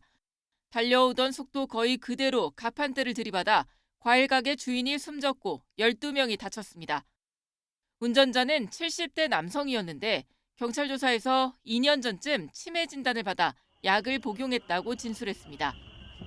또 사고 당일은 차량 방전이 걱정돼 오랜만에 차를 끌고 나왔다며 앞서가던 버스를 피해 가속하다가 가판대 앞에서 브레이크를 밟은 다음부터는 기억이 안 난다고 한 것으로 전해졌습니다. 운전자는 22년 9월 면허를 갱신했고 사고 당일이나 최근엔 치매 치료나 약 복용을 하지 않았다고 밝혔는데 경찰은 치매와 사고 간 연관성에 대해 정확한 진단 시점과 치매 증상 및 약 복용 여부 등을 좀 더 확인해야 한다고 설명했습니다. 승용차 앞부분이 처참하게 파괴됐습니다. 새벽 3시 45분쯤 강원도 강릉 홍제동 터미널 근처 교차로에서 22살 A씨가 신호대기 중이던 앞차를 들이받았습니다. 이 사고로 A씨가 숨졌고 앞차 운전자 등 2명은 중환자실로 옮겨졌습니다. 경찰은 음주 여부 등 정확한 사고 원인을 조사하고 있습니다. 전북 정읍에선 축사에서 불이 나면서 인근의 조립식 관리 건물 1개 동과 1톤 트럭까지 태웠습니다. 불은 17분 만에 꺼졌지만 관리 건물에서 40대 태국인 직원이 숨진 채 발견됐습니다. 성주군 가천면에 있는 주택에서 불이 나 야산으로 번졌는데 헬기 3대와 진화인력 50여 명을 투입한 끝에 다친 사람 없이 50분 만에 진화에 성공했습니다. YTN 김현아입니다. 올해 65살 이상 노인 단독 가구는 월 소득 인정액이 228만 원 이하면 기초연금을 받을 수 있습니다. 보건복지부는 올해 기초연금 선정 기준액을 지난해보다 15만 원 높여 결정했다고 밝혔습니다. 부부 가구의 경우에는 364만 8천 원 이하면 기초연금 수급자로 선정될 수 있습니다. 정부는 65살 이상 노인 가운데 기초연금 수급자가 70% 수준이 되도록 하고 있는데 이번엔 대상자를 늘리기 위해 소득 인정액을 산정할 때 동거 가족으로 한정했던 교육비와 의료비 공제를 비동거 직계 존비속까지 확대했습니다. 올해 기초연금 수급자는 736만여 명, 예산은 26조 1천억 원에 이를 것으로 예상됩니다. 유일한 법정 의사단체인 대한의사협회 회장 선거가 오늘부터 시작합니다. 의협선거관리위원회는 오늘부터 4일까지 사흘 동안 선거인 58,634명이 전자투표 방식으로 43대 회장을 선출한다고 밝혔습니다.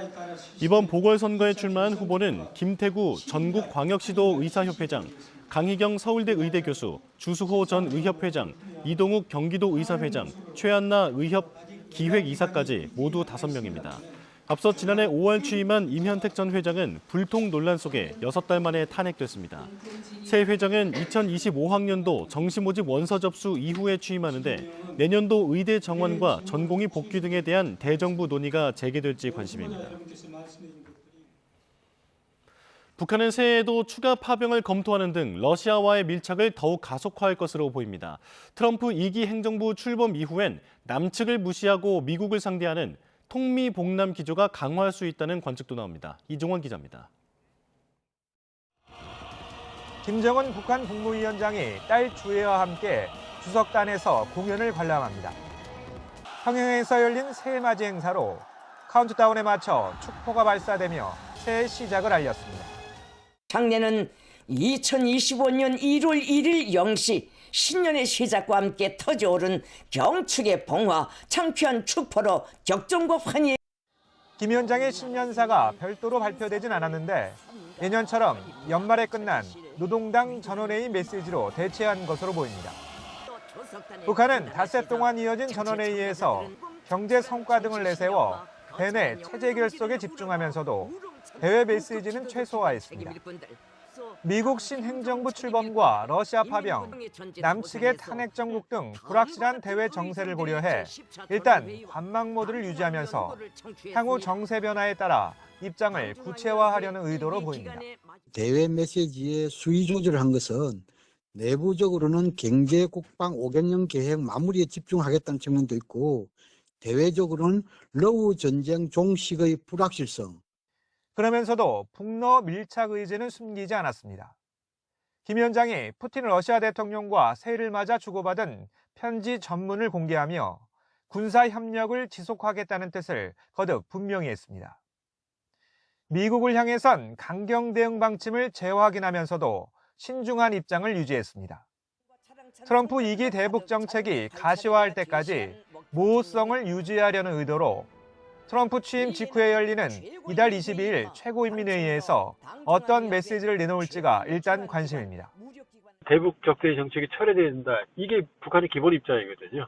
최고인민회의에서 다시 한번 같은 내용이 나올 수는 있겠지만 그러나 특별히 새로운 입장이 나올 것 같지는 않다. 남측을 향해선 적대적 두 국가론을 유지하며 남북 단절 조치를 이어갈 것으로 보이는데 북미 대화 가능성이 커질수록 남한 패싱 의도를 더욱 숨기지 않을 거란 전망이 나옵니다. YTN 이정원입니다.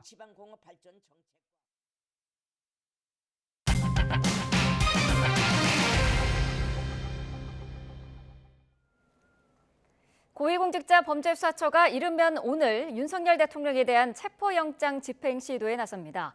법적으로는 집행을 막을 근거가 없지만 경호처나 보수단체 회원들과 물리적 충돌 우려는 여전한데요. 취재기자 연결해서 자세히 들어보겠습니다. 자, 김철희 기자, 대통령 체포영장 집행 오늘 시도하는 겁니까? 네, 앞서 공수처는 체포영장이 집행되면 기자들에게 알리겠다고 밝혔는데요. 아직 명확하게 공지된 내용은 없습니다. 다만 윤 대통령의 체포영장 시한이 오는 6일까지인 만큼 오늘 안에 집행이 시작될 가능성도 있습니다. 주된 집행 장소는 서울 한남동에 있는 대통령 관저입니다. 앞서 오동훈 공수처장은 원칙대로 영장을 집행하겠다면서도 예의는 지키겠다며 야간 기습 체포 시도엔 선을 그었습니다. 네, 만약 체포영장이 집행되면 어떤 절차를 밟는 겁니까? 윤석열 대통령 체포영장은 공수처 소속 차정현 주임검사 명의로 청구됐는데요. 차 검사가 직접 체포영장 원본을 지참해서 집행 장소로 가게 됩니다. 이후 윤 대통령에게 체포영장을 지시하며 사유를 설명하고 이른바 미란다 원칙도 고지합니다. 그런 뒤에는 공수처로 이동해 조사를 벌이게 되고요. 조사가 끝나면 경기의왕시 서울구치소에 수감합니다. 공수처는 고강도 조사를 벌인 뒤 48시간이 지나기 전에 구속영장을 청구할 것으로 보입니다. 네, 이 과정에서 경호처 등과 물리적 충돌도 우려되는 상황이죠? 네, 우선 공수처가 발부받은 수색영장에는 형사소송법 일부 조항 적용을 예외로 한다는 내용이 명시돼 있습니다. 군사상 비밀을 요구하는 장소는 책임자 승낙 없이 압수수색하지 못한다는 내용의 조항인데요.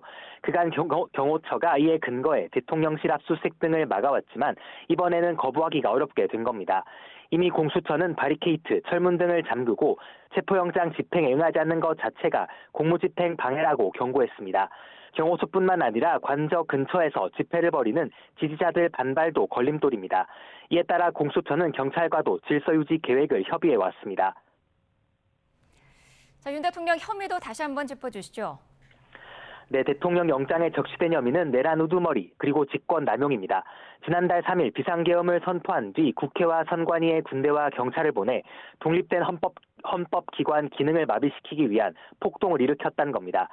실제 윤 대통령이 계엄을 선포한 직후 발표한 포고령 제1호를 보면 정치활동 자체를 금지하고 있습니다. 계엄 뒤 의원식 국회의장과 이재명 민주당 대표, 한동훈 전 국민의힘 대표 등 주요 정치인들을 체포하도록 지시한 정황도 드러났는데요. 윤 대통령이 직접 총을 쏴서라도 문을 부수고 들어가서 국회의원들을 끌어내라고 지시했다거나 계엄을 2번, 3번 선포하면 된다고 말했다는 증언까지 쏟아져 나왔습니다. 최근 검찰도 김용현 전 국방부 장관 등을 기소하면서 모든 내란 범죄의 꼭대기에 대통령이 있다고 적시하기도 했습니다. 지금까지 고위공직자 범죄수사처에서 YTN 김철입니다. 네, 대통령 관저 부근에서는 윤 대통령 탄핵을 지지하거나 반대하는 시민들이 지금까지도 일부 모여 있는 상황입니다. 서울 한남동 관저 앞에 취재기자 나가 있습니다. 김희영 기자. 네, 서울 한남동 관저 앞입니다. 네, 현장 상황 자세히 전해주시죠. 네, 아직 본격적인 집회는 시작되지 않았지만 일부 탄핵 찬반 시민들이 각각 모여 있는 상황입니다. 제 바로 뒤쪽으로는 윤석열 대통령의 탄핵을 찬성하는 시민들이 계시는데요. 울타리가 세워진 골목을 조금만 지나면 태극기와 성조기를 든 대통령 지지 시민 일부도 관저 쪽을 계속해서 지켜보고 있습니다. 이곳 한남동 관저 인근 집회는 윤 대통령에 대한 탄핵 소추안이 국회를 통과한 뒤 계속 이어져 왔습니다. 법원이 내란 우두머리 혐의를 받는 윤 대통령에 대한 체포영장과 수색영장을 발부하면서 특히 탄핵 반대 집회의 움직임이 더욱 거세진 상태입니다. 윤 대통령은 어제 반국가 세력의 준동으로 지금 대한민국이 위험하고 자신은 이 나라를 지키기 위해 끝까지 싸울 거라는 새 인사글을 보내기도 했는데요. 야권에선 당장 극단적 충돌을 선동한다는 비판이 나왔습니다. 네, 이르면 오늘 윤 대통령에 대한 체포영장이 집행될 거라는 전망도 나오고 있는데 영장 집행 조짐은 보입니까?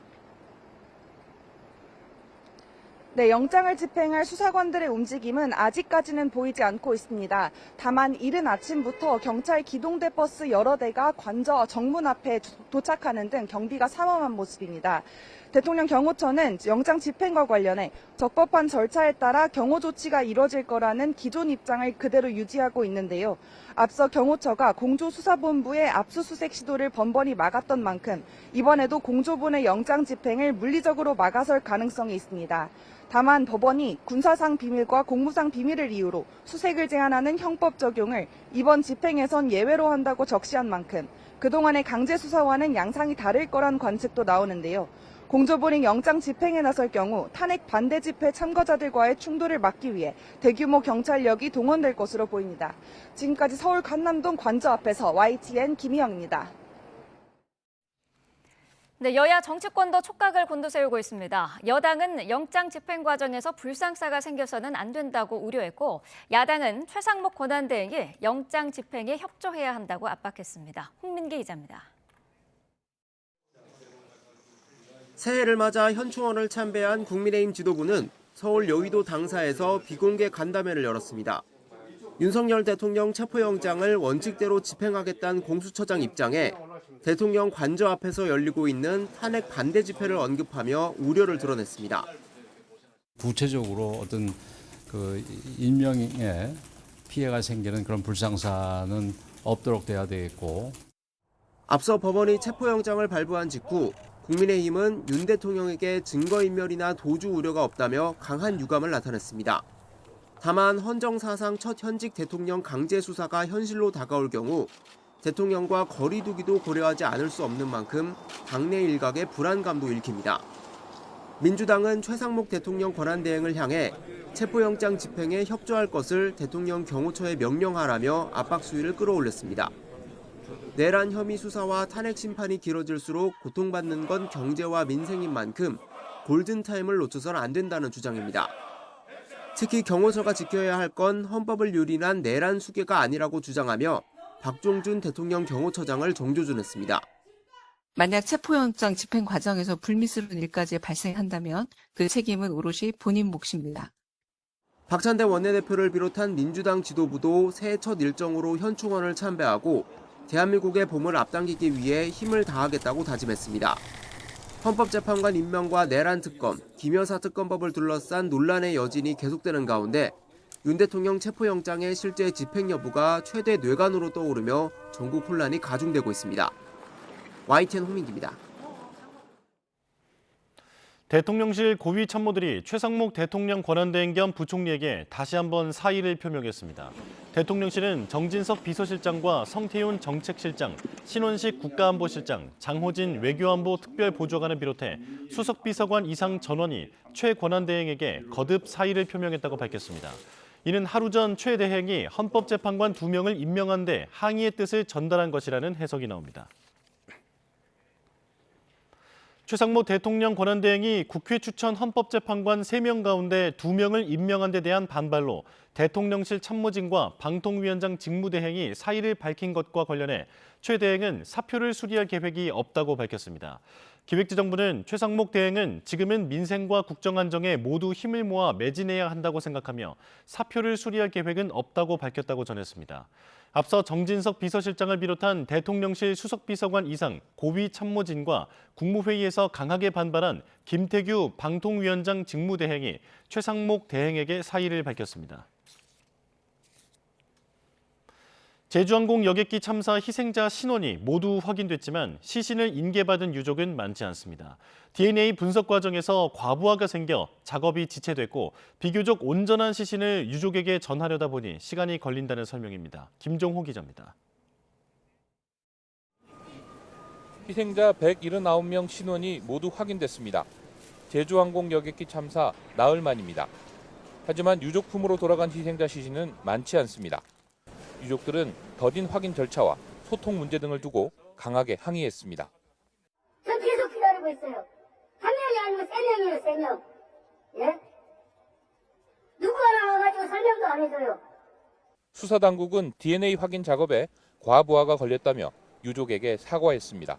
국가수하고 우리 현장 인력이 좀 과부하가 걸렸습니다. 그래서 서로 확인하는 과정에서 확인이 늦어서 어제 몇 시간 동안 중단이 됐었고, 당국은 시신 본체뿐만 아니라 흩어진 부분까지도 DNA 분석 작업을 벌이고 있습니다. 현실적인 선에서 가장 온전한 시신을 유족에게 전하려다 보니 작업이 길어진다는 설명입니다. 희생자 본체에 대한 DNA가 지금 순차적으로 나오고 있는 겁니다. 시신편은 좀 늦고 있어요. 사고 현장에서는 추가 수색 작업이 이어집니다. 여기서도 시신 조각이 나온 적이 있고 앞으로도 나올 가능성이 있어서 분석 작업이 더 길어질 수도 있습니다. DNA 분석이 모두 끝난 경우는 유족 확인과 국과수 부검이 검안을 거쳐 시신이 유족에게 인계됩니다. YTN 김종호입니다. 제주항공 여객기 참사 희생자의 장례가 처음으로 치러졌습니다. 오늘 아침 6시 반쯤 광주광역시에 있는 장례식장에서 제주항공 여객기 사고로 희생된 67살 A씨가 발인식을 거쳐 선영에 안장됐습니다. 여행사를 하는 A씨는 고객들을 안내하기 위해 태국에 갔다가 오는 길에 참변을 당한 것으로 알려졌습니다. 최상목 대통령 권한대행은 참사가 발생한 항공기 내부 조정실 음성 기록 장치 자료 분석을 위한 음성 전환 작업을 내일까지 마칠 예정이라고 밝혔습니다. 조금 전 진행된 최상목 대행의 7차 중앙재난안전대책본부 브리핑 직접 들어보겠습니다. 지금부터 제주항공 여객기 사고 중앙재난안전대책본부 7자 회의를 시작하겠습니다. 어제 유가족분들께서 사고 현장을 방문하여 희생자 추모의 시간을 가지셨다고 들었습니다. 비통한 심정인 유가족분들께 깊은 위로의 말씀을 드립니다. 어젯밤 기준으로 희생자 24분이 장례식장에 안치되었습니다. 희생자 인도는 전적으로 유가족 뜻을 존중하여 진행될 것입니다. 복지부, 지자체 등 관계기관에서는 장례 절차를 진행하는 과정에서 유가족분들이 어려움을 겪지 않도록 필요한 지원을 충분히 해드리기 바랍니다. 정부는 장례 절차가 마무리되더라도 유가족들을 끝까지 살피고 필요한 지원을 아끼지 않겠습니다. 아울러 어제 중대본에서 논의된 직장인, 군인 휴가 문제 등 유족 건의 사항에 대해서는 지속적으로 관리해 나가겠습니다. 관계기관에서는 중대본 결정 사항을 최대한 신속히 이행하고 그 결과를 보고해 주시기 바랍니다. 언론 보도에 따르면 일부 인터넷, SNS 등을 통해 희생자와 유가족 등에 대한 무분별한 게시물과 악의적인 댓글, 허위 조작 정보, 자극적인 영상 등이 공유되고 있다고 합니다. 유가족들과 선의 관계자들을 고통스럽게 만드는 행동은 절대 자제해 주시기를 간곡히 부탁드립니다. 경찰청 등 사법당국은 모니터링을 통해 희생자와 유가족의 명예를 훼손하는 사안에 대해 엄중한 법적 조치를 취해 주시기 바랍니다. 정부는 지난 30일부터 이번 사고와 동일 기종을 운영하는 6개 항공사 101대에 대한 특별안전 점검을 실시하고 있습니다. 해당 기종에 대한 국민들의 우려가 큰 만큼 국토부 등 관계기관에서는 운항, 정비, 교육훈련 등에 대해 철저하게 끝까지 점검해 주시기 바랍니다. 점검 결과 문제점이 발견되면 즉각 시정 조치해 주시기 바랍니다. 사고 원인 조사로 음성 기록 장치에서 추출된 자료는 내일까지 음성으로 전환하고 비행 기록 장치는 우리 조사관이 참여한 가운데 미국 교통안전위에서 분석이 개시될 예정입니다. 국토부는 사고 원인이 신속하고 공정하게 밝혀질 수 있도록 최선을 다해 주시기 바랍니다. 이번 사고 수습에 있어서 온 국민께서 함께 슬픔을 나누고 도움을 주고 계십니다. 정말 많은 국민들께서 조문을 해주셨고 공공기관과 기업, 개인의 기부가 이어지고 있습니다. 대한적십자사, 대한변협, 지역의사회, 약사회, 한의사회 등과 더불어 익명의 자원봉사자들께서 지원을 아끼지 않고 계십니다. 모든 국민의 참여와 지원에 감사드립니다. 정부도 책임 있는 자세로 차분히 사고를 수습해 나가겠습니다.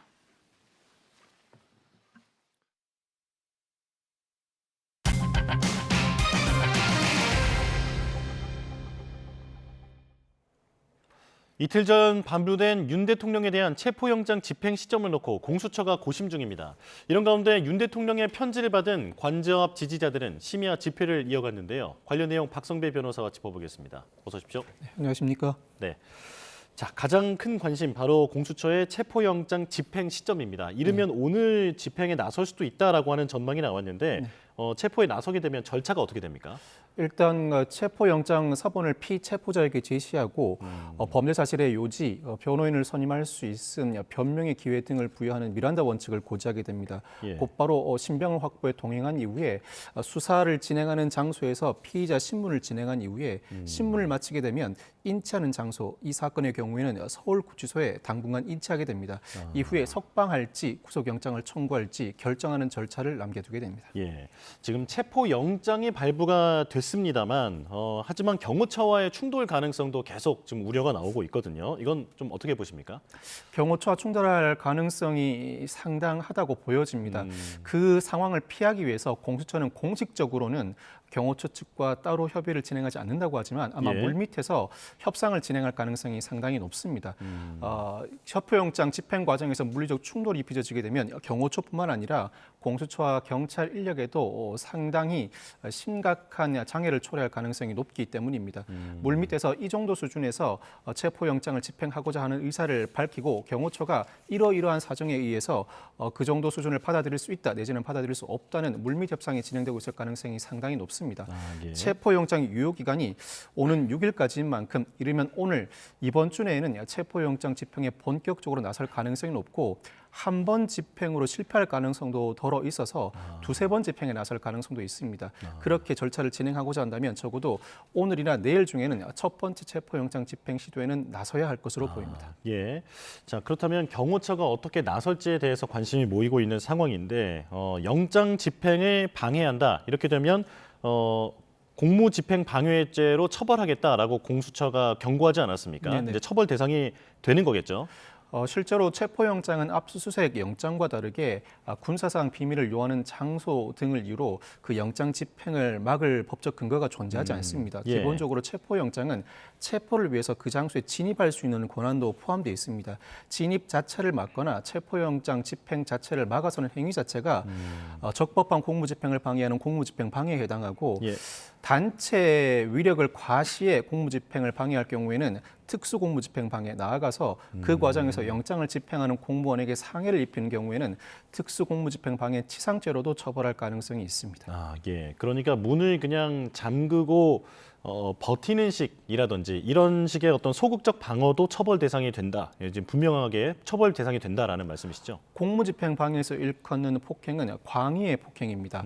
통상 폭행죄에서 일컫는 폭행은 협의의 폭행이라고 해서 사람의 신체에 직접 유형력을 행사해야 합니다만 공무집행 방해에서 일컫는 폭행은 광의의 폭행이라고 해서 직접 사람의 신체에 유형력을 행사하지 않아도 공무집행을 막기 위해서 바리케이트나 철문을 막아 세우는 행위 자체로도 광의 폭행으로서 공무집행 방해 폭행에 해당한다고 보는 것이 판례 입장입니다. 이 경우에도 공무집행 방해죄가 성립할 수는 있습니다. 쉽게 얘기하자면 어떤 형식으로든 물리력을 좀 행사를 해서 이제 영장 집행을 방해한다라고 하면 이제 처벌 대상이 될 수 있다. 맞습니다. 네, 그렇게 이해하면 될 것 같습니다. 자, 이런 가운데 윤석열 대통령이 어제 관저앞 지지자들에게 편지 형식의 메시지를 전달했습니다. 나는 끝까지 싸우겠다라고 하는 그런 메시지도 함께 담겨 있는데, 자, 수사기관은 지금 이걸 어떻게 바라보고 있을까요?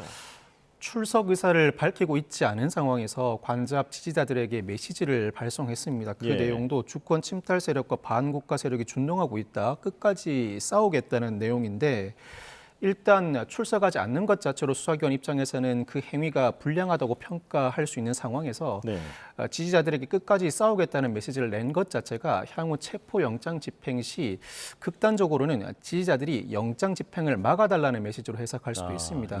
상당 부분 공무집행 방해 의사를 가지고 있을 뿐만 아니라 지지자들을 이용해서 공무집행에 완강하게 저항하겠다는 의사로 읽혀서 여타 별다른 범죄가 성립하는지 여부는 변론으로 하더라도 수사기관은 향후 수사를 진행할 시에 강력한 수사 의지를 내비칠 가능성이 높고 무엇보다도 법원이 향후 구속영장 발부 여부를 검토할 때 이 사안도 상당히 신중하게 고려할 가능성이 높습니다. 법원의 향후 사건 처리 절차뿐만 아니라 현재 탄핵 심판 절차를 진행하는 헌법재판소도 탄핵 심판 사유로서 탄핵, 즉 파면에 이르러야 할 필요성이 있는지 여부를 판단할 때도 이 사유를 충분히 참작할 가능성이 있습니다. 그렇군요. 지금 이 지지자들에게 편지 형식의 메시지를 전달한 것이 나중에는 법적 다툼에서 윤석열 대통령 측에게는 불리하게 작용할 수도 있다. 그렇습니다. 네, 이렇게 이해하겠습니다. 자, 그런데 말씀해 주신 대로 두세 차례에 걸쳐서 이런 체포영장 집행을 공수처가 시도할 수 있습니다. 그런데도 만약에 윤석열 대통령이 버티게 되면 이게 어떻게 되는 겁니까? 결국 체포영장 집행에 실패하게 되면 그 체포영장의 유효기간이 1월 6일까지입니다. 그 네. 유효기간을 경고하게 되면 공수처는 체포영장을 재청구할 수밖에 없습니다. 따로 체포영장을 발부받아야 하고 따로 체포영장을 발부받아도 이번에도 영장 집행이 어렵다는 판단에 이르게 되면 전격적으로 구속영장 청구에 나설 가능성도 거론됩니다. 즉 체포영장 집행이 어차피 어려운 상황이라면 구속영장을 발부 신청하고 그 과정에서 윤석열 대통령 측이 영장실질심사에 출석할지 여부는 불분명합니다만 통상적으로는 적어도 한 번은 피의자 신문을 진행하고 구속영장 청구를 하기 마련인데 그와 같이 조사가 어려운 상황이라면 곧바로 구속영장 청구를 하고 만약 윤 대통령 측의 대응 여부와 무관하게 구속영장이 발부된다면 구속영장은 유효기간이 존재하지 않습니다. 언제든지 영장을 집행할 수 있습니다. 이때부터는 관저에 있든 어디에 있든 구속영장을 집행할 수 있는데 마치 윤석열 대통령은 지명수배자와 비슷한 지위에 서게 됩니다. 영장 발부의 유효기간, 영장 집행의 유효기간이 존재하지 않는 이상 구속영장을 발부받는다면 향후 조사에 상당 부분 수사기관은 유리한 위치를 선점하게 되는 것입니다. 영장이 이번에 그 체포영장을 집행하지 못하게 되면 재청구에 이제 나서야 한다 말씀하셨는데 그렇다면 재청구는 어떤 특별한 그 절차 같은 게 따로 있습니까? 특별한 절차가 따로 있지는 않습니다. 갱신되는 방식인 건가요? 갱신과는 다른데 또 다른 판사가 현 시점에서 체포를 할 필요성이 있는지를 다시 한번 따져보는 것입니다. 피의자로서 출석을 요구했음에도 정당한 이유 없이 불응하고 있는지를 다시 한번 판단해 보는 것인데 사정 변경이 없다면 체포영장 집행이 되지 않았을 시에 다시 한번 체포영장이 발부되는 경우가 일반적이긴 합니다. 그렇군요. 자, 그런데 이번에 그 영장에 보니까 이례적인 문구가 좀 여러 가지가 있더라고요. 일단은 수색영장에 대해서는 일출 전, 일몰 후에 야간 집행이 가능하다 이렇게 적혀 있고요. 그리고 형사소송법 제110조, 111조 적용을 예외로 한다 이렇게 내용이 나와 있는데 이 형사소송법 110조, 111조가 뭡니까? 형사소송법 110조는 압수수색과 관련해 군사상 비밀을 요하는 장소는 그 책임자가 승낙하여야 압수수색을 할 수 있고 그 책임자는 국가의 중대한 이익을 해하는 경우가 아닌 한 승낙해야 한다는 규정입니다. 형사소송법 111조는 공무상 비밀과 관련된 물건은 그 책임자의 승낙 없이 압수할 수 없고 역시 그 책임자는 국가의 중대한 이익을 해하는 경우가 아닌 한 승낙해야 한다는 규정입니다. 예외적으로 수색영장에 이 형사소송법 110조, 111조 적용을 예외로 한다는 문구가 기재됐습니다. 사실 체포영장을 발부하면서 수색영장을 발부하는 경우도 흔한 일은 아닙니다. 체포영장 자체에 어떤 장소에 진입할 권한을 이미 내포하고 있기 때문입니다. 그런데 이 사안의 경우에는 관저가 상당히 넓은 공간이고 상황에 따라서는 피의자의 소재를 발견하기 위해서 여러 장소를 둘러보면서 찾아야 할 필요성이 있으니까 수색영장도 동시에 발부된 것 같습니다. 그런데 수색영장을 발부하면서 영장전담판사가 형사소송법 110조, 111조 적용을 예외로 한다는 문구를 기재했는데 이와 같은 문구 기재는 사실 전례가 없어 보이긴 합니다. 윤 대통령 측이 강하게 반발하고 있는 대목이기도 합니다. 이 형사소송법 110조, 111조의 이제 내용이 뭔가요? 앞서 설명드렸던 것처럼 군사상 비밀을 요하는 장소 내지는 공무상 비밀과 관련된 물건은 압수하지 못하고 책임자는 그 승낙을 할 경우에 중대한 국가의 비밀을 침해하는 경우가 아닌 한 승낙을 거부하지 못한다는 내용입니다. 다만 이 부분과 관련해서는 여러 가지 해석 내지는 다툼이 있을 수 있는데 먼저 111조 공무상 비밀과 관련된 물건 조항은 압수와 관련된 조항입니다. 이에 따라 수색과 관련된 조항은 아닌 만큼 형사소송법 111조가 적용에 예외가 되면 사실입니다. 이 부분은 사실 다툼의 여지가 없습니다. 문제는 형사소송법 110조 군사상 비밀을 요하는 장소는 책임자의 승낙 없이 압수수색을 할 수 없다는 조항인데 이 조항에 대해서 영장전담판사가 적용의 예외라고 규정했습니다. 윤 대통령 측이 강하게 반발하는 부분인데 아마 이 부분은 선회하자면 영장전담판사 판사가 일종의 해석론을 펼친 것 같습니다. 통상 수색 영장은 압수를 위해서 발부되는 경우가 통상이고 이에 따라 압수수색 영장이라는 단일한 영장이 발부되기 마련인데 네. 이 사안의 경우에는 체포를 위해 발부된 수색 영장이다. 그렇다면 체포에는 형사소송법 110조 즉 군사상 비밀을 요한다는 이유로 책임자의 승낙이 필요하다는 조항이 적용되지 않는다는 해석론을 담은 것 같습니다. 예. 또 그렇지 않는다고 하더라도 형사소송법 110조에 따르면 군사사항 비밀을 요하는 장소는 압수수색을 할 수 없지만 책임자는 국가의 중대한 이익을 해하는 경우가 아닌 한 그 승낙을 거부하지 못한다는 2항 조항을 놓고 있는데 이 2항 조항이 적용되어야 한다. 최종적인 판단은 법원이 해야 할 몫인 상황에서 예. 사전적인 판단을 미리 한다는 의미에서 이와 같은 예외 문구를 기재한 것 같습니다. 그렇군요. 확실히 이례적인 문구다라고 설명은 해주셨는데요. 자, 그런데 책임자의 승낙이 없다면 이제 이 부분에 대한 어떤 수색이 어렵다라고 말씀을 해주셨는데 현 시점에서 책임자라고 하면 최상목 대행입니까? 경호처입니다. 경호처인가요? 예, 예. 공간을 관리하는 책임자가 압수수색 영장 집행 시 승낙을 할 수 있는 책임자라고 할 수 있습니다. 다만 예. 최상목 권한대행은 대통령 권한을 대행하고 있습니다. 대통령으로서 일정 부분 경호처에 적법한 지시 권한이 있는 만큼 그 책임자에게 승낙을 명할 수 있는 권한이 있다고 봐야 합니다. 그렇군요. 자, 그런가 하면 대통령 변호인단은 지금 이런 영장에 대해서 불법 무효라고 주장을 하면서 대법원에 진상조사를 할 것을 요청을 한 상황입니다. 그리고 판사에 대해서는 직무 배제 그리고 징계까지 주장했는데 이게 실현 가능성이 있는 겁니까? 실현 가능성이 낮습니다. 윤 대통령 입장에서는 상당히 이례적인 체포영장이 발부되었음에도 네. 정확히는 수색영장이죠. 수색영장이 발부되었음에도 다투는 방법이 마땅치가 않습니다. 일단 이 판사의 해석과 판단을 이유로 징계를 요구할 수는 없습니다. 예. 영장과 관련해서는 다툴 수 있는 여러 근거가 있긴 합니다만 우선 영장 항고제도, 발부된 영장 자체를 다투는 제도는 우리나라에 존재하지 않습니다. 뿐만 아니라 준항고로 다툴 여지가 있긴 합니다만 예. 준항고는 구금과 압수에 관한 처분에 대해서 다투는 절차입니다. 수색에 대해서는 다투지 못합니다. 또한 체포 적부심을 통해서 체포의 적법성을 다툴 수는 있습니다만 체포 적부심은 일단 체포가 집행된 이후에 예. 그 체포의 불법성과 부당성을 다투는 절차입니다. 체포가 집행되지 않은 현 시점에서 다투는 절차라고 할 수는 없습니다. 즉, 윤 대통령 입장에서는 수색 영장에 상당히 이례적인 문구가 게재되어 있지만 이를 현실적으로 다툴 만한 방법이 마땅히 존재하지 않는 상황입니다. 아, 그렇군요. 법적으로는 어떤 딱히 대응하기는 쉽지 않은 상황이다. 네네. 네, 지금 이렇게 말씀해 주셨고요. 자, 다시 체포 얘기로 조금 더 좁혀서 들어가 보면 윤석열 대통령을 체포한 뒤에 공수처는 지금 조사를 하기 위해서 뭐 100페이지가 넘는 분량의 질문지를 준비를 했다고 합니다. 대면 조사가 이루어지는 건데 누가 나서게 됩니까? 통상 대통령 내지 전직 대통령에 대한 조사는 부장검사급이 해왔습니다. 그리고 상당히 많은 분량의 질문지를 준비해놓고 조사를 진행하다 보니 예. 한 명의 검사보다는 두세 명의 부장검사가 돌아가면서 조사할 가능성이 높습니다.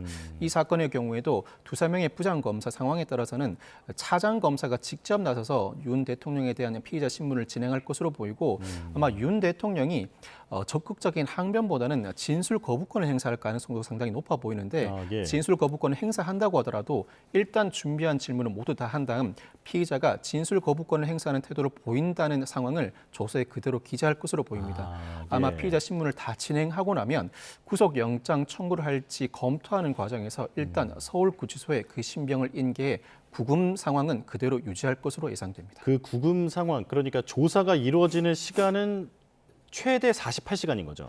체포영장을 집행한 때로부터 48시간 이내에 구속영장을 청구하지 않으면 석방해야 하는 만큼 예. 그 사이에 관련 조사를 모두 마치고 네. 이런 관련 조사를 모두 마치고 나면 구속영장 청구 여부를 검토할 시간이 필요한데 통상 실무상으로는 36시간 내지는 40시간 이내에는 구속영장을 청구하거나 석방하는 절차를 밟게 됩니다. 그렇군요. 집행 이후부터 48시간 이내라고 말씀을 해주셨는데 그런데 이제 변호사님 예상대로 만약 윤석열 대통령이 진술을 전혀 이제 하지 않는 식으로 거부를 한다거나 그렇게 되면 공수처가 이제는 구속영장 청구로 넘어갈 수도 있는데 이런 진술을 전혀 거부한 상태에서 조사가 이루어지고 그걸 가지고 법원에 이제 구속영장을 청구한다고 하면 이게 받아들여질 가능성은 어떻게 보십니까? 사실 이 사건은 체포영장을 청구하고 발부받을 당시부터 구속영장 청구를 염두에 두고 있다고 봐야 합니다. 체포영장을 집행하는 순간 윤 대통령 입장에서도 단순히 조사만 받고 자신이 석방되지 않으리라는 점을 명백히 알고 있을 가능성이 상당히 높습니다. 이미 공수처는 체포영장을 집행하고 피의자 신문을 진행한 이후에는 구속영장 청구를 예정에 두고 있다고 봐야 합니다. 여타 이 사건과 관련된 관계자들 모두가 하나 예외 없이 구속영장이 발부된 상황이었고 지금까지 윤 대통령의 신병 확보도 상당히 어려웠습니다. 그렇다면 체포영장이 일단 집행된 이상 조사가 마무리되면 그 조사 과정에서 윤 대통령이 어떠한 진술을 하든 심지어 진술 거부권을 행사하든 구속영장 청구는 예정된 수순이라고 할 수 있습니다. 도주 우려나 증거인멸의 우려도 상당히 높다고 평가할 수밖에 없는 사안이기 때문입니다. 그렇군요. 이번에 체포영장 이후에는 구속영장 청구로 이어질 가능성이 매우 높다 이렇게 말씀해 주셨습니다. 자, 그런가 하면 지금 재판관, 헌법재판관 2명이 최근에 임명이 되면서 이제 헌재가 8인 체제가 됐습니다. 자, 그런데 최상목 권한대행이 3명 중에 2명을 임명하고 1명은 보류를 했단 말이죠. 자, 이 부분에 대해서 야권이 강하게 반발하고 있습니다. 국회의 선출권을 침해했다라고 지적을 하고 있는데 이 부분은 법리적으로 어떻게 보십니까? 사실 헌법재판관은 대통령이 9인 모두를 임명합니다만 대통령은 자체적으로 3인만 임명할 수 있고 국회 선출 3인과 대법원장 지명 3인을 형식적인 절차에 따라 임명하는 과정을 밟게 됩니다.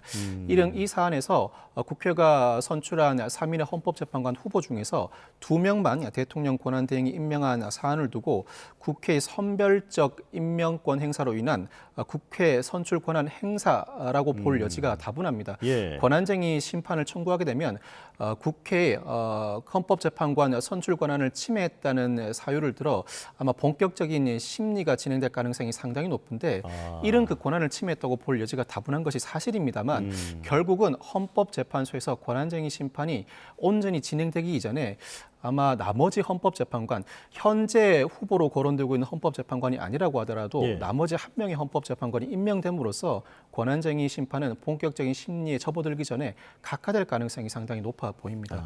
아마 대통령 권한대행이 되었든 누가 되었든 현 상태 그대로를 온전히 유지하기는 정치적으로도 여러모로 부담이 상당히 많이 따르는 상황입니다. 지금 법리적으로 봤을 때는 이제 국회의 헌법재판관 선출권을 침해했다라고 하는 그런 주장에 조금 설득력이 있어 보인다. 지금 힘이 실어 보인다 이렇게 말씀해 주셨고요. 자, 이제 마지막 질문이 될 것 같습니다. 헌법재판관 말씀을 계속 해 주셨는데 그만큼 지금 헌법재판소에 밀려 있는 업무가 상당히 많습니다. 이게 지금 그 탄핵 심판 선고 기한이 180일 아닙니까? 물론 이제 윤석열 대통령에 대한 건을 가장 먼저 처리하겠다라고 얘기를 했지만 그래도 이게 지금 업무가 너무 과도한 거 아닌가라고 하는 우려도 있거든요. 어떻게 보십니까? 현재 계류 진행 탄핵 심판 사건만 10건입니다. 아마 이 사건들을 180일 이내에 처리한다는 것 자체는 물리적으로 불가능해 보이는데 180일 이내에 처리해야 한다는 헌법재판소 규정은 강행 규정이긴 합니다만 반드시 지키는 경우는 드뭅니다. 아마 헌법재판소는 선별적으로 윤 대통령에 대한 탄핵 심판 절차에 모든 역량을 집중하고 나머지 탄핵 심판 절차는 후순위로 미루는 과정을 밟게 될 것으로 보입니다. 당장 내일 2차 변론 준비 절차를 진행하게 되는데 지난 변론 준비 절차에서 이미 국회 측은 필요한 입증 계획과 증거 신청도 완료한 상황입니다. 내일 변론 준비 절차에서는 헌법재판소가 윤 대통령 측에 필요한 증거 신청을 받고 국회가 이미 증인 신청 등을 한 부분에 대해서 어떤 의견을 갖고 있는지 그 의견을 물어보는 절차를 밟게 될 것으로 보입니다. 본격적인 변론 준비 절차를 진행하고 있고 변론 준비 절차를 마치게 되면 적어도 180일 이내, 전례에 비춰본다면 적어도 7, 80일 이내에는 윤 대통령에 대한 탄핵 심판을 마무리할 가능성이 상당히 높습니다. 여타 탄핵 심판 절차는 그 후순위로 중요도에 따라서 선별적으로 그 절차를 진행할 가능성이 상당히 높습니다.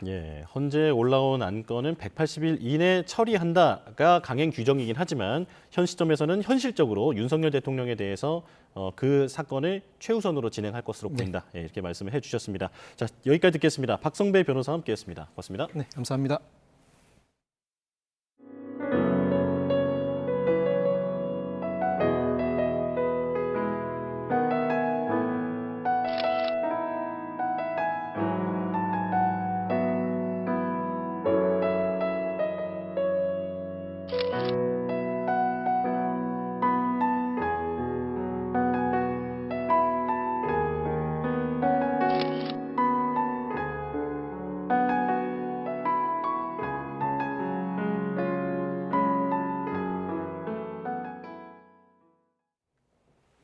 미국 뉴올리언스 새해맞이 명소에 트럭이 돌진해 15명이 숨지고 30여 명이 다쳤습니다. 경찰과 총격전 끝에 숨진 용의자의 트럭에서 사제 폭발물 등이 발견됐는데 수사당국은 이번 사건을 테러 행위로 규정했습니다. 뉴욕에서 이승윤 특파원입니다. 새해 첫날 새벽 미국 루이지애나주 뉴올리언스 중심가에서 트럭이 신년맞이를 위해 모인 시민들을 덮쳐 수십 명의 사상자가 발생했습니다. 인근 경기장에서 대학 미식축구 경기를 앞두고 있어 당시에 많은 인파가 몰린 상태였습니다. 용의자는 경찰과의 총격전 끝에 숨졌습니다. And it was very intentional behavior. This man was trying to run over as many people as he possibly could. 용의자인 42살 샴수드딘 자바르는 텍사스 출신 미국 시민입니다. 자바르의 트럭에선 사제 폭발물과 테러 단체로 규정된 이슬람 국가 ISIS의 깃발이 발견됐습니다. 미 연방수사국 FBI는 이번 사건을 테러 행위로 규정하고 자바르가 관련 조직과 연결됐을 가능성을 조사하고 있습니다. 조 바이든 미국 대통령은 이번 사건에 대해 분노를 느낀다고 밝혔습니다. I've spoken to every member of the agency, from the CIA to our national security team, to our FBI, NSC. Well, the reaction was one of anger and frustration. 트럼프 당선인은 애도의 뜻을 전하면서도 이번 사건을 불법 이민자 문제와 연계시키며 미국 민주당과 언론을 비판했습니다. 테러리즘에 대한 경계심을 반영하듯 뉴욕 맨하탄 곳곳에는 차량 돌진을 막기 위한 이런 안전시설이 설치되어 있습니다. 하지만 뉴올리언즈 차량 돌진 사건 이후 여전히 미국인들은 많은 불안감을 느끼고 있습니다. 뉴욕에서 YTN 이승윤입니다. 독일에서 새해맞이 폭죽놀이를 하다 크고 작은 사고로 5명이 숨졌습니다. 이틀째 폭우가 내린 영국에서는 주민들이 물난리 속에 새해를 맞았습니다. 이경아 기자입니다. 마치 폭동이 휩쓸고 지나간 듯한 독일 베를린 거리. 곳곳이 불타오르고 화염이 자욱합니다. 새해맞이 폭죽놀이를 하다 벌어진 일입니다. 함부르크에서 20대 남성이 수제 폭죽을 쓰다 숨지는 등 독일 전역에서 사망한 사람만 5명입니다. 폭발력이 강해 사용이 금지된 폭죽을 쏴 주택 30여 채의 유리창이 깨지고 주민이 대피하는 소동도 벌어졌습니다. Wir haben an die 330 Freiheitsentziehungen, Festnahmen durchführen müssen. Es ist zu zahlreichem Beschuss gekommen, sowohl von Rettungskräften als auch von Einsatzkräften der Polizei. 물바다가 된 도시에 버려진 차들이 늘어서 있습니다. 거센 비를 피하지 못해 차 안에 갇힌 운전자를 구조대원들이 데리고 나옵니다. 영국 북부 맨체스터 일부 지역에 강한 바람과 함께 폭우가 쏟아졌습니다. 이틀 동안 내린 비는 평상시 한 달 강수량에 맞먹는 수준입니다. 곳곳에서 하천이 범람하고 집이 물에 잠기는 등 피해가 속출했습니다. I live near Timpley Brook and that's now 2 foot higher than it normally runs. 동유럽 몬테네그로에서는 40대 남성이 싸움 끝에 총을 난사하는 사건이 발생했습니다. 현지 언론은 이 남성이 바에서 다툼을 벌이다 집에서 총을 가져와 사람들을 해쳤다고 전했습니다. YTN 이경아입니다. 프란치스코 교황이 새해 첫 미사를 통해 모든 신자는 낙태를 거부해야 한다고 거듭 촉구했습니다. 교황은 바티칸 성 베드로 대성전에서 주례한 성모 마리아 대축일 미사에서 모든 사람이 여자에게서 태어난 모든 아이를 돌보는 법을 배울 수 있기를 기도한다고 밝혔습니다. 이어서 임신부터 자연사에 이르기까지 생명을 존중하겠다는 단호한 의지를 촉구한다며 그래야 각자가 자기 삶을 소중히 여기고 미래를 바라볼 수 있다고 덧붙였습니다. 새해에도 이스라엘의 팔레스타인 가자지구 공습이 계속돼 적어도 32명이 숨졌다고 중국 신화통신이 보도했습니다. 마흐무드 바살 가자 민방위대 대변인은 세계가 새해를 축하하고 있지만 팔레스타인 주민의 고통은 더 심해지고 있다며 이같이 말했습니다. 가자 북부 자발리아, 브레이즈 난민촌 등이 폭격을 받았으며 사망자 다수는 여성과 어린이라고 팔레스타인 관계자들은 밝혔습니다. 이스라엘군은 브레이즈 인근에서 로켓이 발사돼 대응에 나섰으며 하마스 무장 대원들을 제거했다고 주장했습니다. 인공지능 붐에 힘입어 미국 증시가 강세를 보인 가운데 지난해 세계 500대 부호의 순자산이 10조 달러에 근접한 것으로 집계됐습니다. 또 세계 최고 부자 일론 머스크 테슬라 최고 경영자의 순자산은 한 해 동안 2배로 불어났습니다.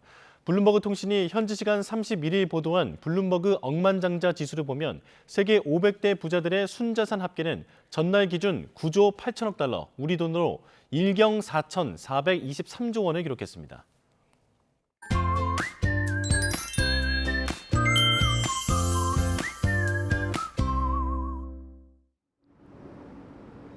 오늘 아침 새해 첫 출근길에는 영하권 추위가 나타났습니다. 오늘 서울 아침 기온은 영하 2.8도로 어제보다 조금 더 낮았고요. 체감 온도는 영하 6도를 밑돌았습니다. 낮 기온도 6도로 어제보다 조금 더 낮겠고 찬바람도 점차 강해지겠습니다. 보온에 조금 더 신경 써주시기 바랍니다. 오늘은 전국이 대체로 맑다가 하늘의 구름량만 점차 늘겠습니다. 대기질도 좋음에서 보통 수준으로 대부분 양호하겠습니다. 자세한 지역별 낮 기온 살펴보면 어제와 비슷하거나 조금 더 낮겠습니다. 오늘 서울 한낮 기온 6도, 광주 9도, 대구는 10도가 예상됩니다. 내일은 다시 한기가 남하하면서 오늘보다 기온이 더 떨어지겠고요. 중부지방은 아침 체감 온도가 영하 10도 안팎까지 떨어지겠습니다. 이후 절기 소환인 일요일과 다음 주 월요일 사이에는 서울 등 중서부 지방에 비나 눈이 내릴 전망입니다. 맑은 날씨 속에 동해안 지역은 장기간 건조특보가 발효 중입니다. 또 그 밖에 수도권과 영남 지방도 대기가 점점 더 메말라 가고 있으니까요. 산불 등 화재 사고가 발생하지 않도록 불조심하시기 바랍니다. 지금까지 서울 상암동 야외 스튜디오에서 YTN 윤수빈입니다. 뉴스원 목요일 순서 마칩니다. 내일 다시 뵙겠습니다. 고맙습니다.